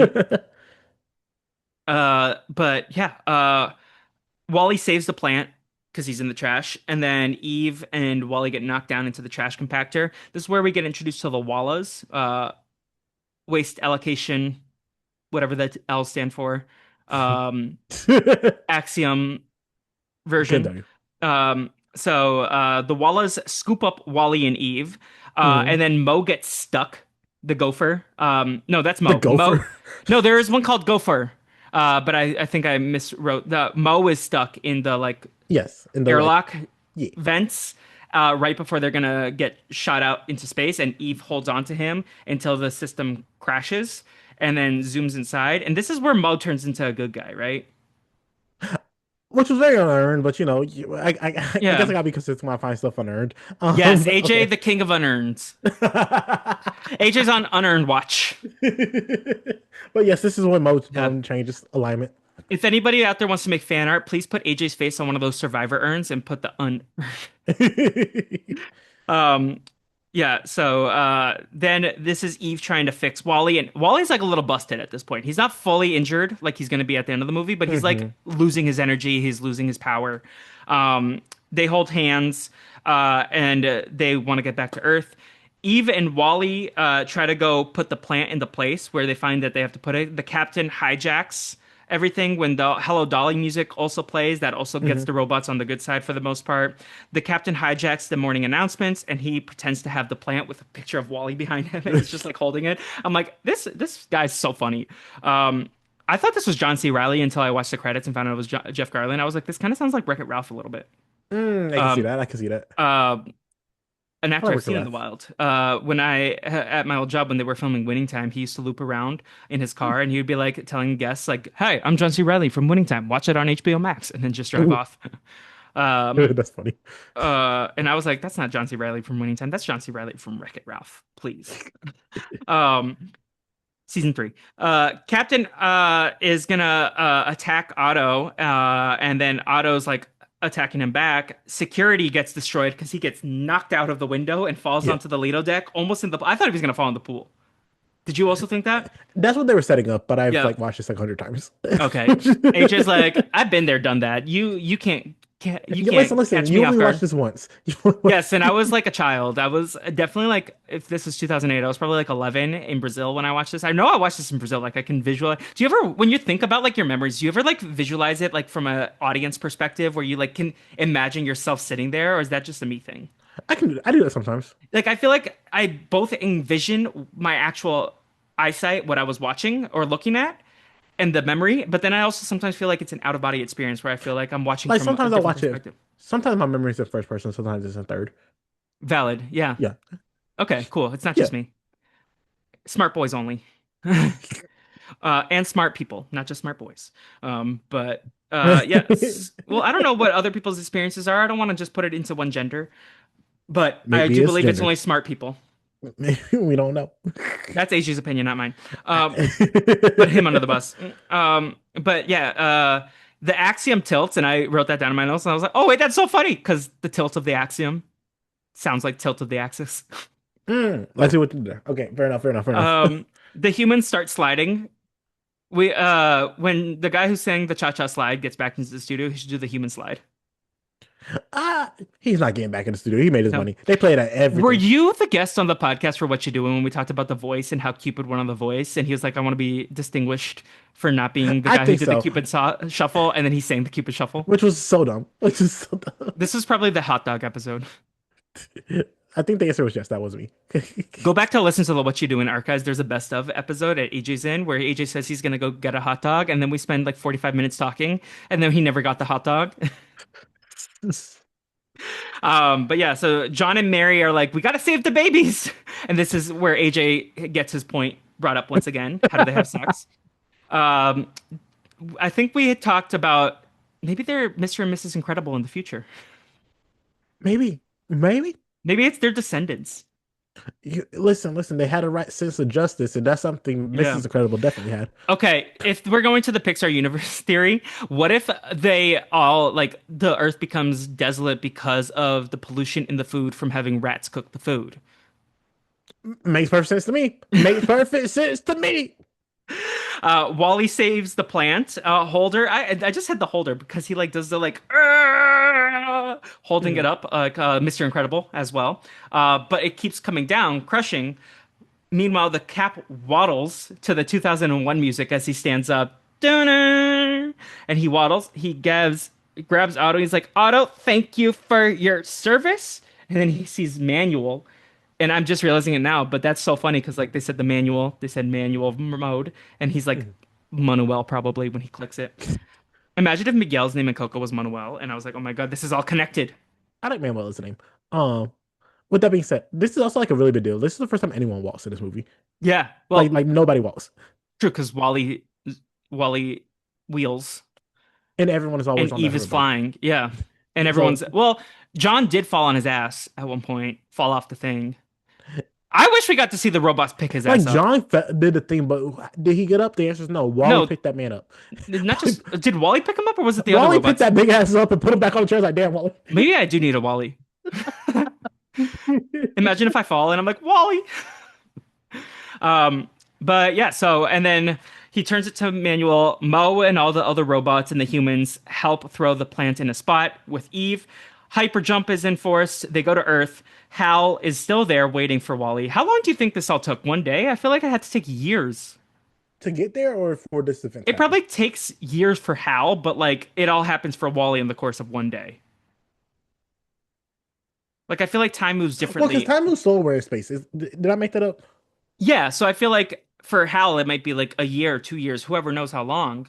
But like for Wally and Eve and everything happening on the Axiom, it moves quicker because Yeah, of like this time a day, differentiation, maybe two at most which for maybe them. this will come back in the movie I'm least looking forward to, Lightyear, but maybe we'll talk about time-space continuum. I'll also ask my dad. My dad does physics, theoretical physics. Maybe we can interview my dad on the podcast. Who knows? Fair enough. About like fiction. I don't know I, if he's interested in that, but here's my thing. I'm like too dumb to ask good questions. same. Look at Navi to get us some good questions. Um, so yeah, so they throw plant in the spot. They go to hyper jump, and Eve is crashing out. She's like, Wally, Wally, Wally, and Wally's not responding. So Eve zooms Wally to his home, uses all these different gadgets to fix him. She opens the. She doesn't open the sun. She just like booms, cannon shots Shoots it. the roof, and is like, Wally, wake up. And Wally starts getting sad. She's playing the movie. She's playing the toys. She's showing him all his toys. It's very like Andy showing Bonnie the toys at the end of Toy Story 3. Eva's sad, and she just like lays her head on Wally's eyes at one point, and then we see that spark. And then Wally's camera lens eyes start zooming. Zing, zing, zing, zing, zing. They Yeah. hold hands, and then he's like, Eva? Eva! And we're happy. And there's Wally saved. The captain plants the plant, and he's like, "This is called farming, and we can have a pizza tree." So Like, dumb. listen, he's slow, but he's getting there. Do you think the axiom still works so we can ask for more definitions? No. No? Okay. And then Earth is I think he turned off auto. well, he turned off auto, but does the axiom still work? I think he has to like now instead of speaking now he gotta type it. And Okay. I don't know if he knows how to type. Well, maybe he'll learn. He learns enough because they start repopulating the earth in the credits. We get the fishies, we get the turtles, we get Yes. the leaning power of pizza, and we get that to the song that Peter Gabriel sings called "Down on Earth." Earth is growing, repopulating, and that is Wally. Wally. I think that might have been our fastest recap because we're, I think, under an hour 30 at this point. So we'll see what happens with our segments. But AJ, thoughts on Wally? I really enjoy Wally. Going back to watching it, I really enjoy the story. It's such a cute story. It's like it's such a pure story. It's so nice. It's sweet getting to watch Wally and Eve's love evolve. It's like fun getting to see visually like what they're able to do with Earth, what they're able to do in space. I think it's a lot of fun action sequence when it comes to Eve and Wally trying to escape. Or just avoid capture from the security robots. Like overall, I think it's like just a fun movie. It's such a Mhm. fun movie to watch, Yeah, even though it's like slower. this movie is simultaneously wholesome, powerful, and poignant all at the same time. And I really, really fell in love with it. It's like a sleeper hit. I cannot wait to talk about it in our segments and our rankings. Hmm. But like, I greatly enjoyed this experience of revisiting Wally. I know there's like some controversy with this film, and maybe like I think fat phobia a little bit is like a discussion people have with it. But I think it's done in the story. It's like not trying to like belittle people who have bigger bodies at all. I think it's just Hmm. like discussing what like life could be like because it's not just like a discussion of like their bodies atrophying. I don't know if that's the way the phrase works, but like it's not their body, their whole like being is like weakened because of their reliance on technology, not just their physical health, but they're also their emotional and mental maturity, because they are so glued to technology. And I think that's like just the statement of the movie. I don't think it's like putting anyone down for like I don't think it's like trying to make fun of these people for being so big they can't get up and they need robots to help them. I think that's something entirely different than the criticisms that I've seen. I think the thing is this is more showing like what's the word, the lack of self sustainability. Like Mhm. these people cannot do anything for themselves. They cannot, Yeah. whether it's walk, whether it's read, whether it's like when the captain, he's the captain, he's supposed to be like the leader of these people, I'm assuming, don't even understand what a book is. Like it's learning what Earth is. Like it's showing that these people are like wholly reliant on these other technology and cannot do anything for themselves. Basically, like why I think you said in the history session they were supposed to be viewed like babies. Basically, they are babies at this point in time with nothing they can do. So, and let me tell you something: babies are fat and they're cute. Like some babies are Babies cute. are adorable. They're Um, cute little pudgy things that cannot do anything for themselves. And like I think that's the thing. Like you see like these grown folks not be able to do anything for themselves. So that's why they're like babies. mhm. Wall-E was nominated for 6 Oscars and won Best Animated Feature. And it also got a ton of praise critically, like including Roger Ebert. It was the second Pixar film after Toy Story to be um, preserved in the National Film Registry by the Library of Congress for being culturally, historically, or aesthetically significant. And it's the second animated film in the 21st century after Shrek to do so. Hmm. A lot of conservatives did not like this movie because it was like talking negatively about evils of mankind and consumerism and Yeah, there was a lot of like blowback from conservative audiences. There was also like a lot of discourse about how like they felt like not conservative specifically, but like criticism itself was like um it's kind of interesting that Pixar is putting this movie out that kind of pokes fun at like consumerism of Disney and like theme parks. It was very much like they felt like it was being critical of like the reliance on like theme parks and Mhm. like technology and like fake worlds and resorts and stuff and compared the humans to patrons specifically Kyle Smith of the New York Post wrote that it was interesting to see like a major corporation spend so much money to issue an insult to its customers is the quote directly but yeah that's Wally. There's a lot of awards we could get to, like Annie Awards. AFI named Wall-E one of the best films of 2008. It's a very successful film overall, ninth highest grossing film of 2008. And I cannot wait to talk about the segments. It's also added to the Criterion Collection in September of 2022. Um, so that's super impactful as well. Okay, Where do you want to go in terms of segments? let's start with villains. Villains? Okay, and we're just doing auto. We're not doing capitalism. We're not doing Shelby Forthright. We're not doing security. We're not doing by and large. We're just doing auto, correct? Yes, All right, AJ, do you want to start or shall I? I want you to start. Okay.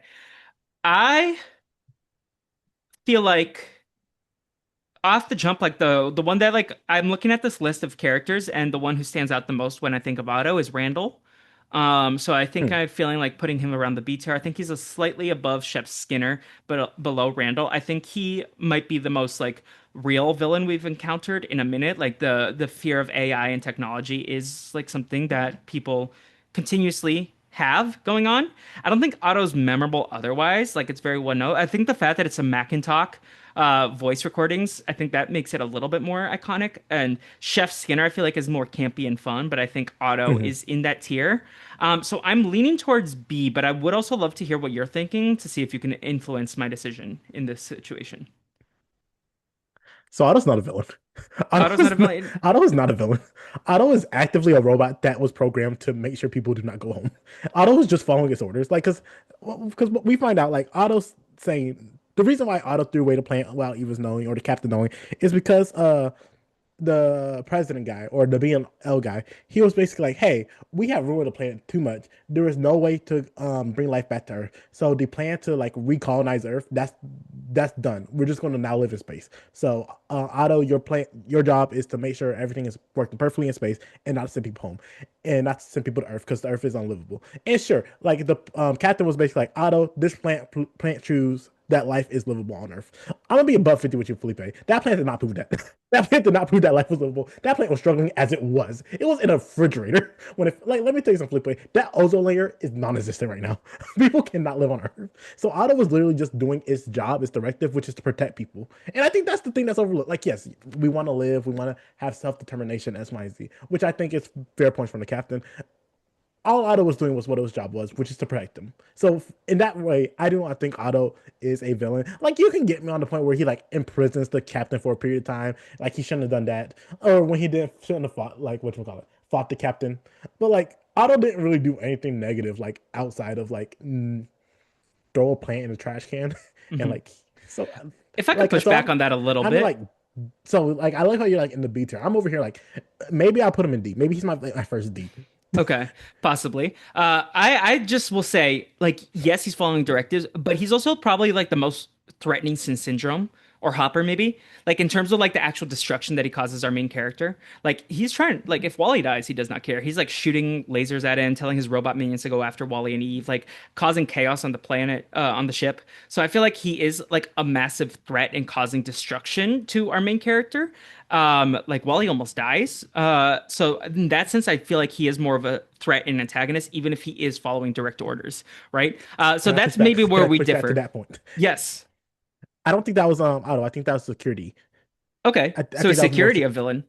um like Is it just like the robots? if you wanted to put security on the list, I would not be against. I feel like security is just like Otto's minion. So I feel Basically, like yeah, but I, so is Mirage. but I feel like maybe it's because like I feel like the robots don't feel like feel really distinguished besides Wally, Eve, Mm, and Mo, and Otto. I feel like those are the four that feel like distinguished personalities, and all the other mm. robots are like either like derivative of Otto or derivative of Mo if they're a hero robot at the end. Mhm. So like that's the one reason why I feel like Otto is more threatening. But Okay. this could also be like a fun time where we disagree. Because like we're Okay. very same. So like I don't know, let's YOLO it and disagree a little bit. So you I'm cool say with D. disagreeing. Okay, so AJ says his first D is gonna be Otto here. Um, let me just alter Because the here's table. mainly why I'm putting in D, because like I'm not going to down the hill that Otto is not a villain, like I would with Antony Go and Darla, because I will down the hill that those are two are not villains. Yeah. And I was like, you can get me to Otto's a villain. Meanwhile, I still think I'm gonna put him. You might have convinced me to like put him a little. I think I might give him a B minus. I think I'm gonna put him between Chef Skinner and Sid. Okay. Uh, mm, I still feel well, Chef Skinner wants to kill the rat, right? So maybe in terms of like if I'm thinking about threats, like Chef Skinner, I feel like my gut is telling me to put him between Randall and Chef Skinner. And I know I just like sung Chef Skinner's praises on the last podcast episode, but I do feel like strongly that like I think Otto is a better villain than Chef Skinner, even though Mhm. Chef Skinner is more entertaining to me personally. I So get I don't that. know. I like the fact that we're disagreeing, though. I like that our lists are diversifying a little bit because we're very good friends. We have a lot of same opinions, but we also need to have a couple heated debates in these conversations. Super. I'm kidding. We don't need heated debates, just fun debates. Where do you want to go next? Movie rankings, MVP, or song tiers? Which let's do Sauntiers. Yeah, this is gonna be a hard one for me. I'm gonna be fully honest with you, or Go as ahead. AJ would say, a buck 50. Yeah, I'm gonna throw it to you first. With let's like get it only takes a moment. Let's get it only takes a moment out of here. It only takes let me see. It only takes a moment. That's the one at the end from Hello Dolly. Okay, so I'm gonna be honest with you. I think this is the most forgettable song of the four songs we are ranking today. Agreed. Um, that's why this is like very easy. Like I'm putting this in D tier. Uh, Honestly, I think I could put it.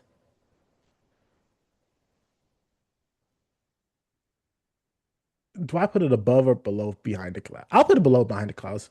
Okay, so it's D tier. It's better than Woody's Roundup. That's crazy. It is better than what we found.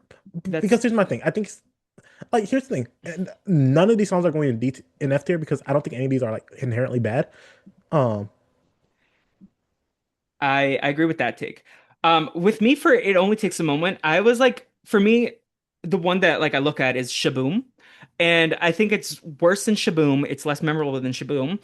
For me, mhm. it's just like, do I put it, like because I feel like it has more plot relevancy than Behind the Clouds or The Time of Your Life. So for that reason alone, I kind of want to put it in C tier. But I could also see myself putting it at the top of D tier just because it doesn't really stand out to me besides Mhm. like the final, like it's more of a Wally and Eve moment that is set behind that song. Yeah. And it's I don't know, like I'm struggling to put it like I know it's definitely below Shaboom and above Behind the Clouds. I just don't know if I put it in C specifically or D. Let me look at where I put the other ones. I think I'm gonna Okay. put this. I think I'm gonna put this at the top of D for me. Okay. So yeah, down. It only takes a moment. It's at the top of D for me. And with that, you can pick the next song we discuss. Uh, let's put on your Sunday clothes. Put on your Sunday clothes and dance now. I feel like it's definitely more memorable to me. Like I remembered this song. Like that's one of the things I remember from Wally. I even remembered it's from Hello Dolly from like middle school. Mhm. Someone like a teacher said that one time. Um, I think it's relevant to the plot. In my pre-show notes, I put it somewhere in B, but I want to discuss more before I figure out where exactly I'm going to leave it. But I Mhm. definitely feel like it's B tier, maybe top of C. Where are you feeling for it? So here's my thing. I'm not high on put on your Sunday clothes. I think it works for what it was, like an introduction song opening. Like you're seeing not a this what do you call this Earth planet? Desolate? Sure, desolate. Like this is a desolate place, and like I think the contrast between that and this the song itself, and when you see the song in the movies, like how upbeat and how happy it is, and like, or I think it's a nice contract. I think it's a fun, nice contract. My thing is like, did it have to be this song? It could have been. I think it could have been a different song, and I think we could have got a similar emotion evoked from it. So that's why I'm like low on it, not because I think it's bad in particular. I just think like it's not. It doesn't stand out. Okay. Uh, So yeah.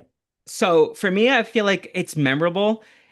It like if I really look at the lyrics and like the music, like I understand why they chose it. I feel like it has thematic relevance, Mm, but it's also like feels sometimes out of place with how often they use it. Like I feel like if they scaled it back just a touch with the overuse in the movie, I think it has more they impact. use like 3 or 4 times. Yeah, and then anytime they like press play on the music, it's like that song, and it's also like convenient that it's the same song in space and on Earth. But like I do, this does stand out. Like when I think of Wally, this song stands out as like the number one song from the film, especially coming back into it. Like I'm like, oh, that's the song we have to put in the musical numbers. Uh, that said, like I think I like the other two songs we're going to discuss more as like songs themselves, but I Hmm. think this is the most famous Wally song off the dome. Like even still to the other ones, unless I get really into these songs, like I don't necessarily associate them with Wally. Down to Earth for sure you do because it was written for Yeah. the show, but like a Louis Armstrong, La Vie en Rose, like that could I feel like that's used in other movies as well, Mm. memorably. So I'm like somewhere still between like I think this is closest to me like for this is if I didn't have you or Real Gone, and I just am struggling to like decide where to put it. Um, I think I'm gonna put it right under Real Gone in B tier. Okay. I'm not.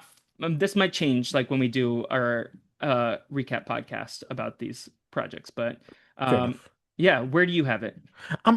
I was debating where I put it above or below Beyond the Sea, which is in D tier, and I'm put it Okay, above Beyond the Sea because I think but in D tier or in C tier? in D tier Okay, because I think it does have more take more importance than any other song in D tier in the movie itself.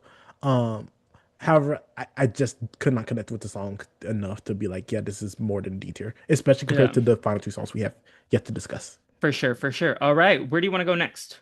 Let's do La Vie en Rose. La L- Vie en Rose, not the Lady Let's Gaga version, the Louis Armstrong version. let's talk about Louis Armstrong. Yes. Where do you want to start? I think it's funny that you said what you said about put on your Sunday clothes because if I think of a song from Wally, it's this one, and I remember that scene. Like I love the scene of Wally stalking Eva, and then playing this in background. I think it just sets the scene, sets the mood. Like it reminds me a little bit like a little bit as Shaboom was with Cars, where it's uh, let me tell you something. I don't have as high as Shaboom because I like Shaboom a lot better than I do like this song. But I Well, think because that's your girl Flo and Ramon. but I still think this is like a fun song that helps build the viewer's romantic interest into Wally and Eva's relationship. Hmm. So I do like what it used for. My question is, is this a B tier song or is this a C tier song for me? Yeah. I I I don't know, because like I feel very similar. Like I think maybe leaving this rewatch, I'll think of this song more relevant Mm, wise to Wally.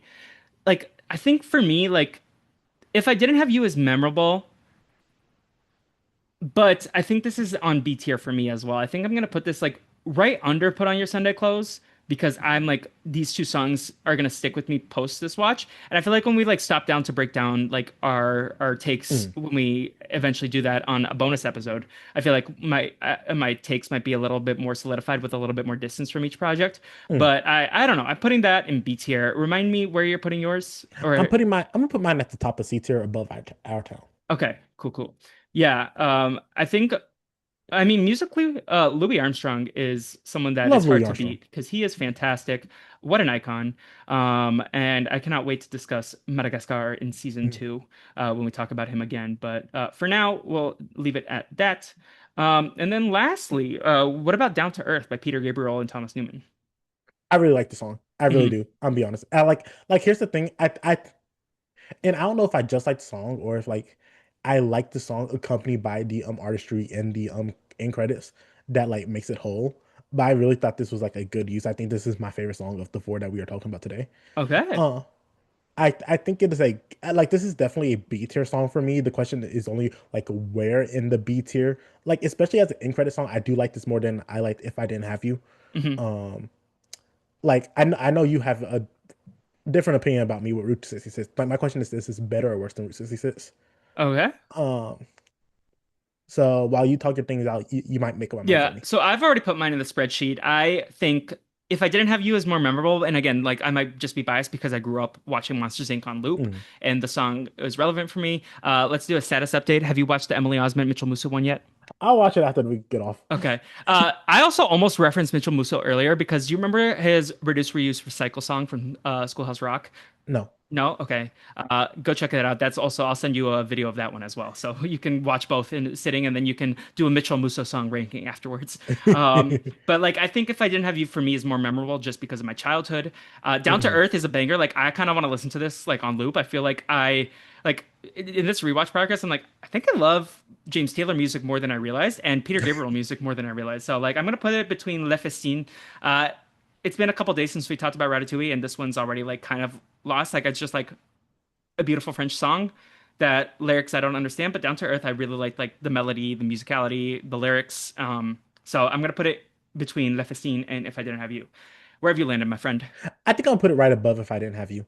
But Beloved under sis. yeah, okay, cool. Yes. In B tier. Um, yes, yes. So B tier. So yeah. So with that, we have made some adjustments to our musical spreadsheet. It's crazy because like our musical spreadsheet was like very, very low. Like very kind of like we had 8 songs, and then since Cars, we've like added like 10 songs. Added 10 songs. Like I know you say we have like very similar opinions. That does not include the song tiers. Like No, this.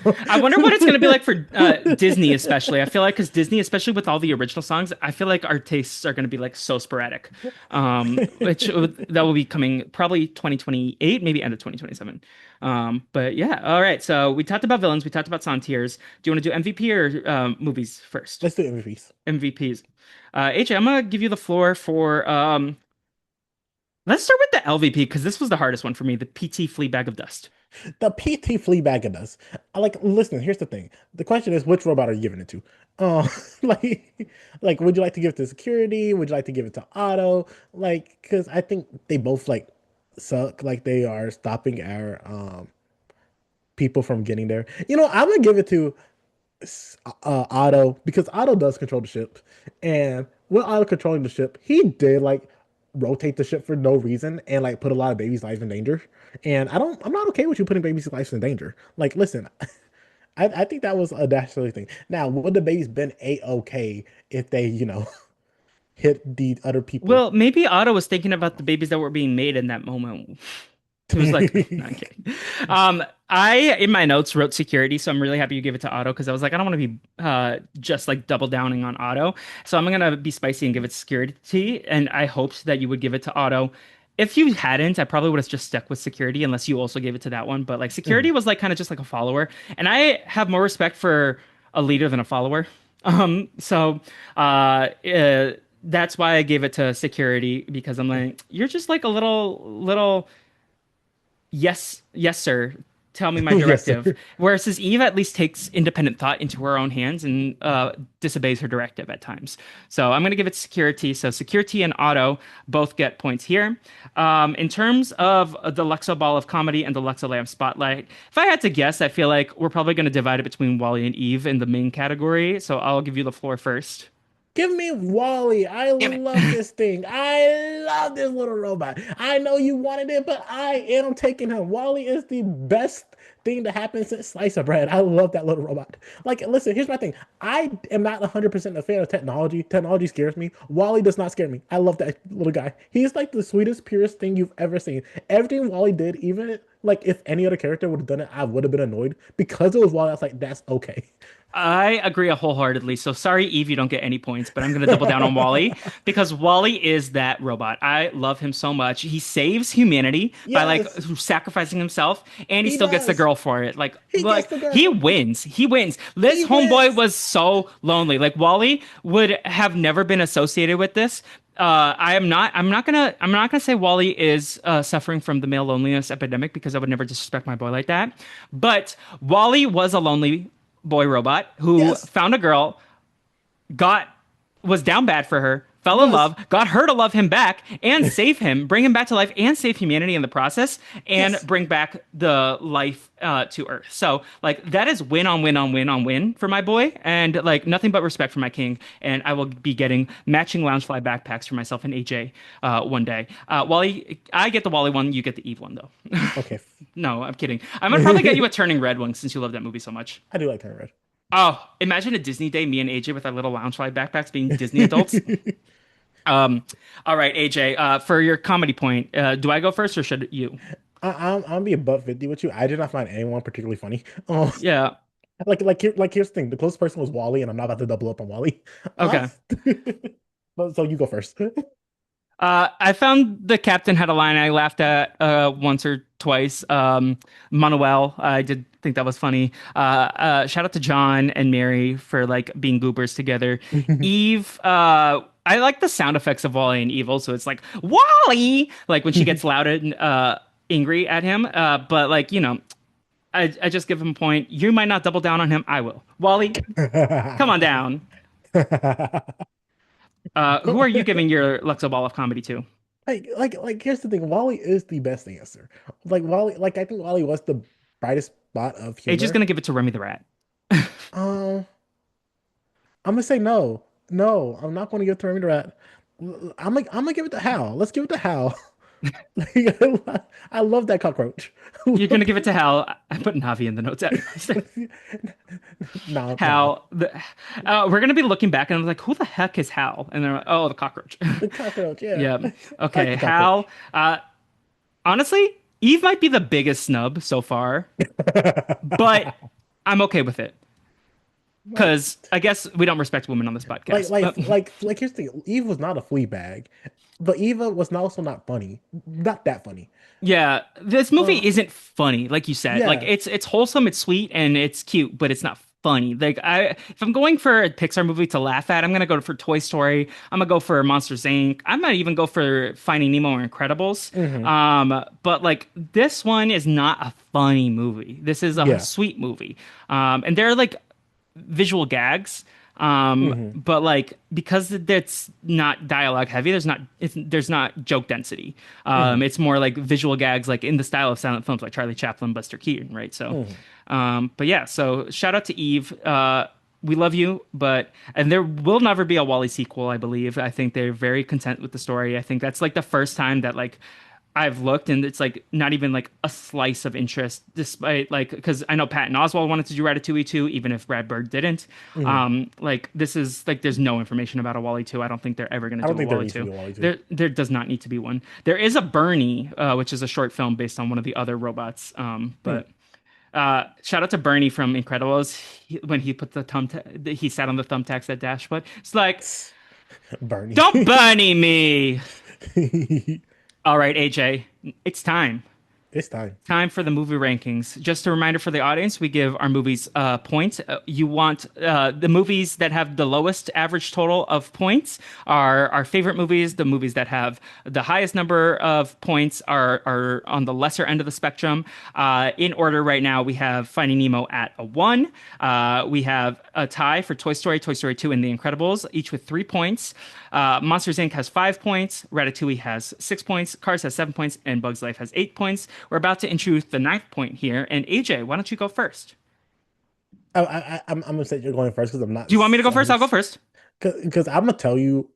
Yeah, you go first. Okay. So for me, this is like I said, a sleeper hit for me. Like if you had told me before this Hmm. movie, I was like I forget who I was talking to recently. I think I was hanging out with my friends Connor and Valeria, and they were talking about like because Connor is down bad for Hoppers. Like he loves that movie, and he's like, we need to like be willing to have fresh movies outrank movies from our childhood. And I was like, honestly, like I get that. And like I was talking about Wally and how like I really fell in love with Wally, which didn't mean much to me as a kid, didn't mean much to me a couple days ago.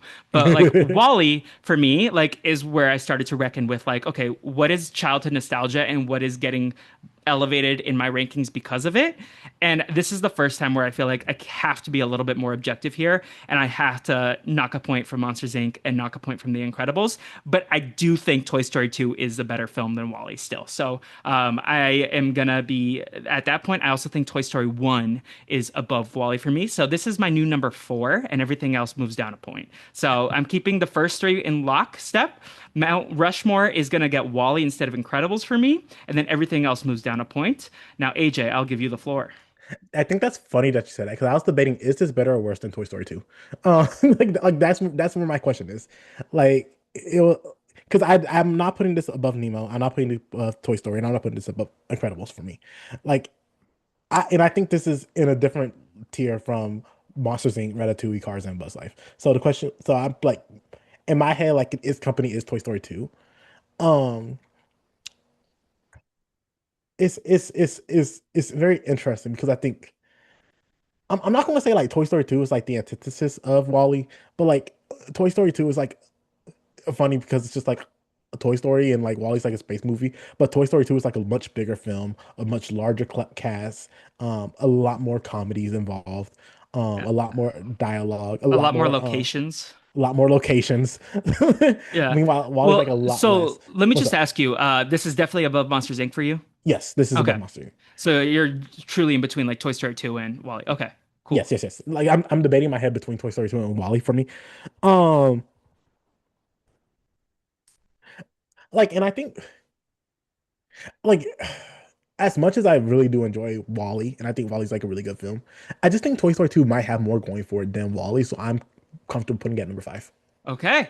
So yeah, we have a shakeup here. We got our first point fives in the clubhouse. So with this, Wally gets a score of 4 from me and a score of 5 from AJ with an average of 4.5. So in ninth place, we got Bugs Life. In eighth place, we got Cars. In seventh place, we got Ratatouille. Sixth place, Monsters Inc.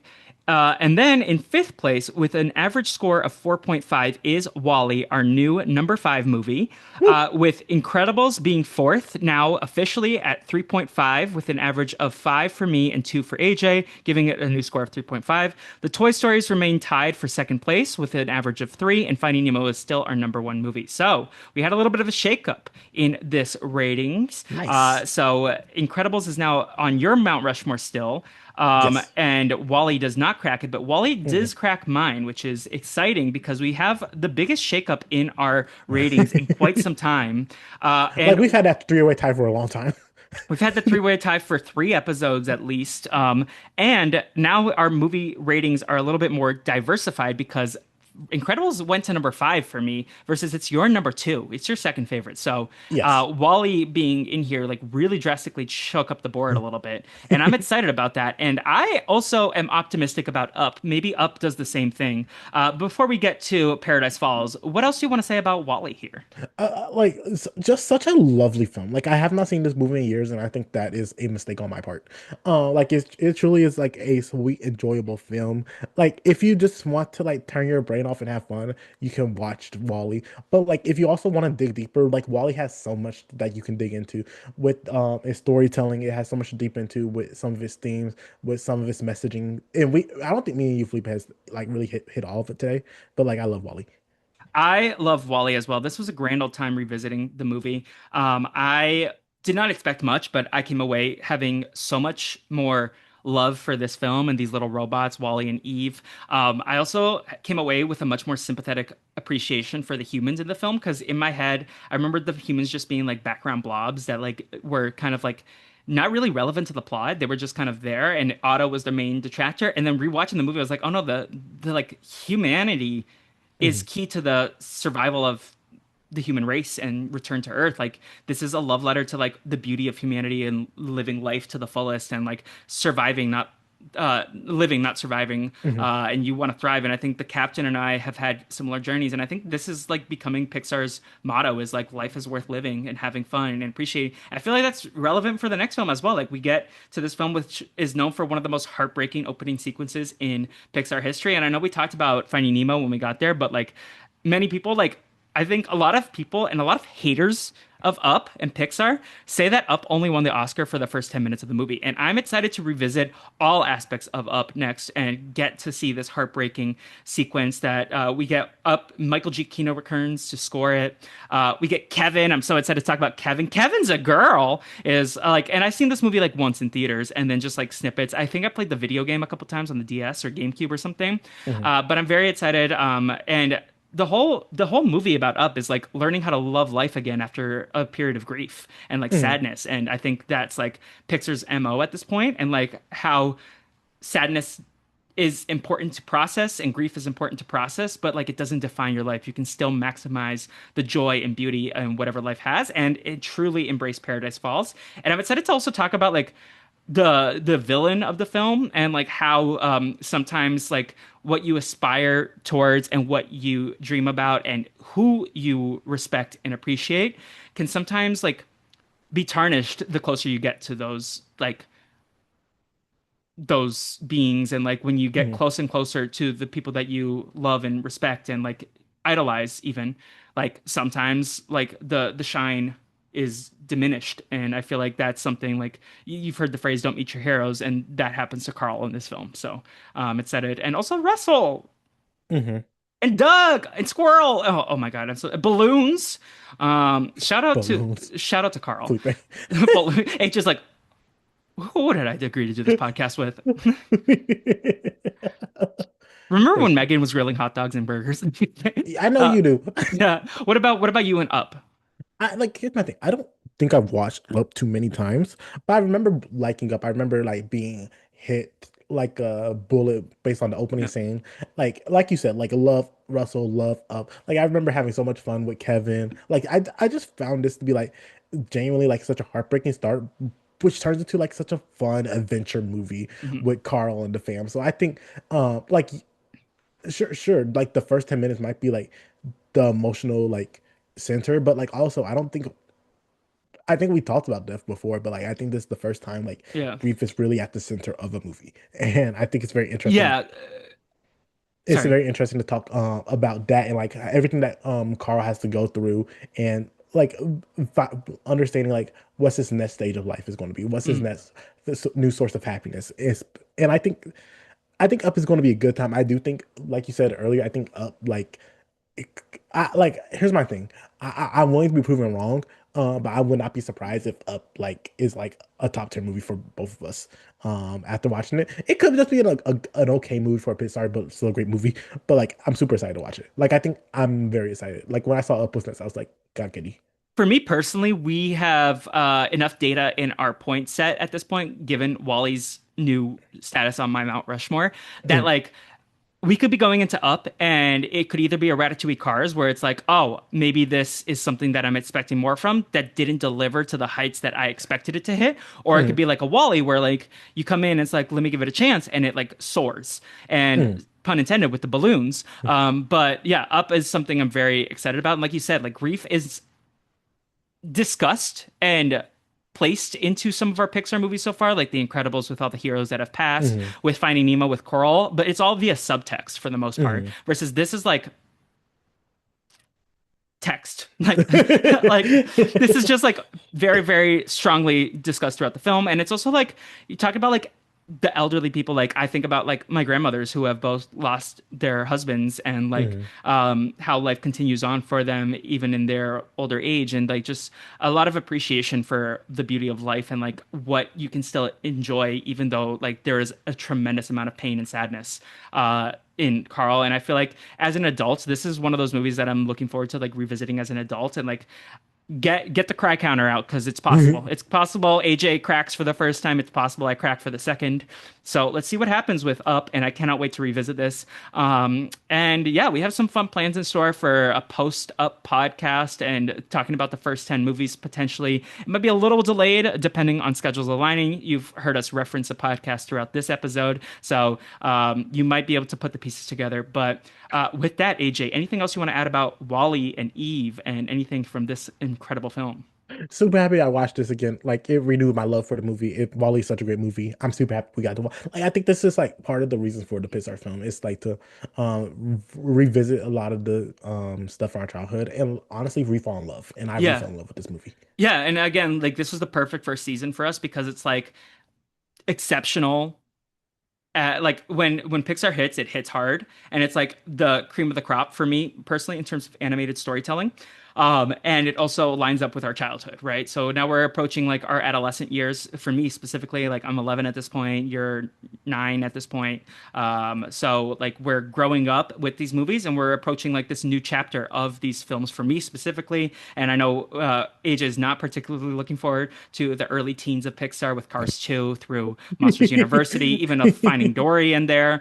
But like I'm excited for this new chapter, and I feel like we're gonna have fun. And Up in Toy Story 3, I feel like is gonna close a chapter when Hmm. before we. But like I'm excited and having such a blast. Like this is truly one of the best parts of my year so far is doing this podcast series with you, and I'm so grateful to you, AJ, for being on this Pixar journey with me. I'm having so much fun, and like this is just like a delight and a dream come true to get to do this with you.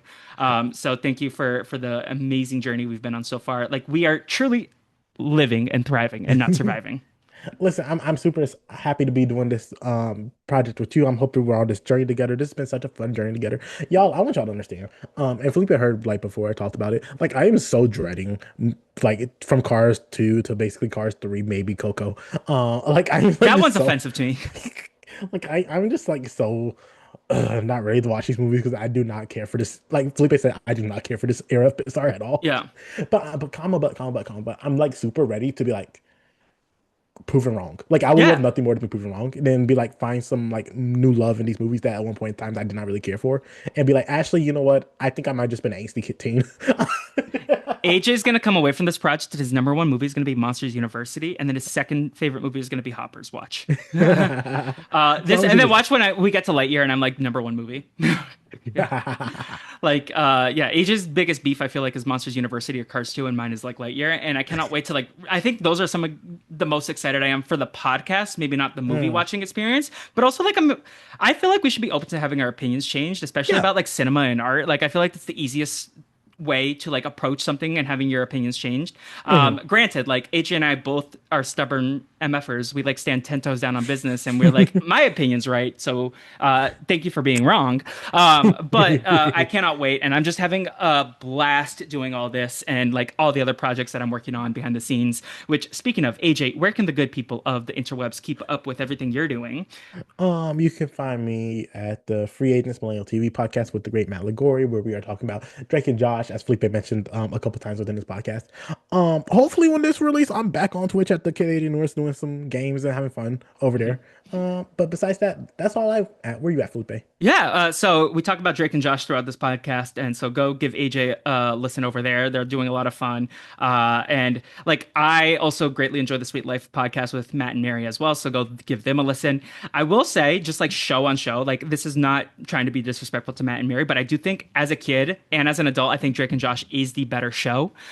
Sweet Life is great as well, but as I get older, I'm like, did I like the Sweet Life on Deck more than the Sweet Life of Zack and Cody? There are some phenomenal episodes. Like I cannot wait for the episode, the Two Fingers episode, where they're doing like the team building exercises. When Matt and Mary get to that I episode, I'm remember so that. hyped. They were about to do the haunted suite episode, but like Love that one. I think Drake and Josh pound for pound is like a funnier show, and I just enjoying like these look back on these live action sitcom childhood brothers that we are discussing with an iconic diva like Megan. I love Miranda Cosgrove. Like she's really in her bag, and He's so good. that's it's like she's one of the best child actors in my opinion. Like the way she was able to do that girl from School of Rock to Megan to Carly and like have that range. And we'll talk about Miranda Cosgrove when we get to season 4, Illumination for the Minions Woo! movies. In terms of me, I'm going to be writing more. I'm trying to do a regular article on Mondays, pop culture wise. At this time, you can go read about my abhorrent Spider-Man Brand New Day rewatch when I went with my friends Quandel and Xavier, and how every patron in the theater was being disgusting that I rage quit the movie and went to get burgers and left Quandel and Xavier behind. They were being disgusting, AJ. Like there was people in the front lower level on their phone recording the movie full brightness on Instagram. These two Oh, idiots in front of me were like yelling throughout the film. The guy next to me kept inserting his opinion loudly. He's like, the writing in the scene is so bad. And I was like, shut up. Quandel and Xavier finished the movie. They said there was almost an altercation after I left, and I was like, "Oh, I wish I Oh, had stayed around then." But we live, we learn. So my first writing is going to be about the AMC's in the greater Los Angeles area and my opinions on which one is the best. And then Thursdays are going to be bonus writings on Substack, so you can learn more about that on my Substack, substack.com/the Brazilian Dragon or BrazilianDragon.substack, whatever the link is. You can also go to Patreon, patreon.com/Brazilian Dragon Productions to help AJ and I continue to produce this podcast, keep our feet above the ground and not in the technology chairs. But if we get 10 patrons, I will do a Hello Dolly podcast. That's mhm. my first goal there. Plus more content to come. Ari Ferrari do have a date locked in for our Brazilian Dragon Games 9 bonus podcast. But the biggest thing you can do to help us out as we're still on our first 10 episodes, go to Apple Podcasts or Spotify or YouTube, go like, go subscribe, go rate, and give us a 5 stars. 5-star review. Again, you can dog us with five. Don't praise us with four. Go tell your friends to tell your friends to listen and just like tell your subscribe on YouTube. That's the first place you can get episode information. Send us feedback. Like if you want to comment on the YouTube or tweet at myself or AJ, or you can find me on Blue Sky at Slimetime Rewind on Blue Sky for the Animation Station podcast as well. That's everything Brazilian Dragon Productions. You can also go to the Instagram.com/the Brazilian Dragon, and that's how you can interact with us. I'll start posting surveys because I want to know where you rank all these Pixar movies, listeners. So get involved. And then lastly, yeah, just go rate, review. If you want to follow me on Blue Sky at What the Fleep, you can hear me. You can read my tweets about how I fell to my knees in the Star Wars Cantina when Lala won HOH. And with all that said, AJ, anything else about the Axiom It and was a Wally? listen. It was a fun ride, but I'm ready to go on to my favorite ship, an older man's house. With that said, everybody, go like, subscribe, and thank you for listening to Animation Station. We are disembarking the Axiom, returning to Earth to go to Paradise Falls, our next destination. Obrigado for listening.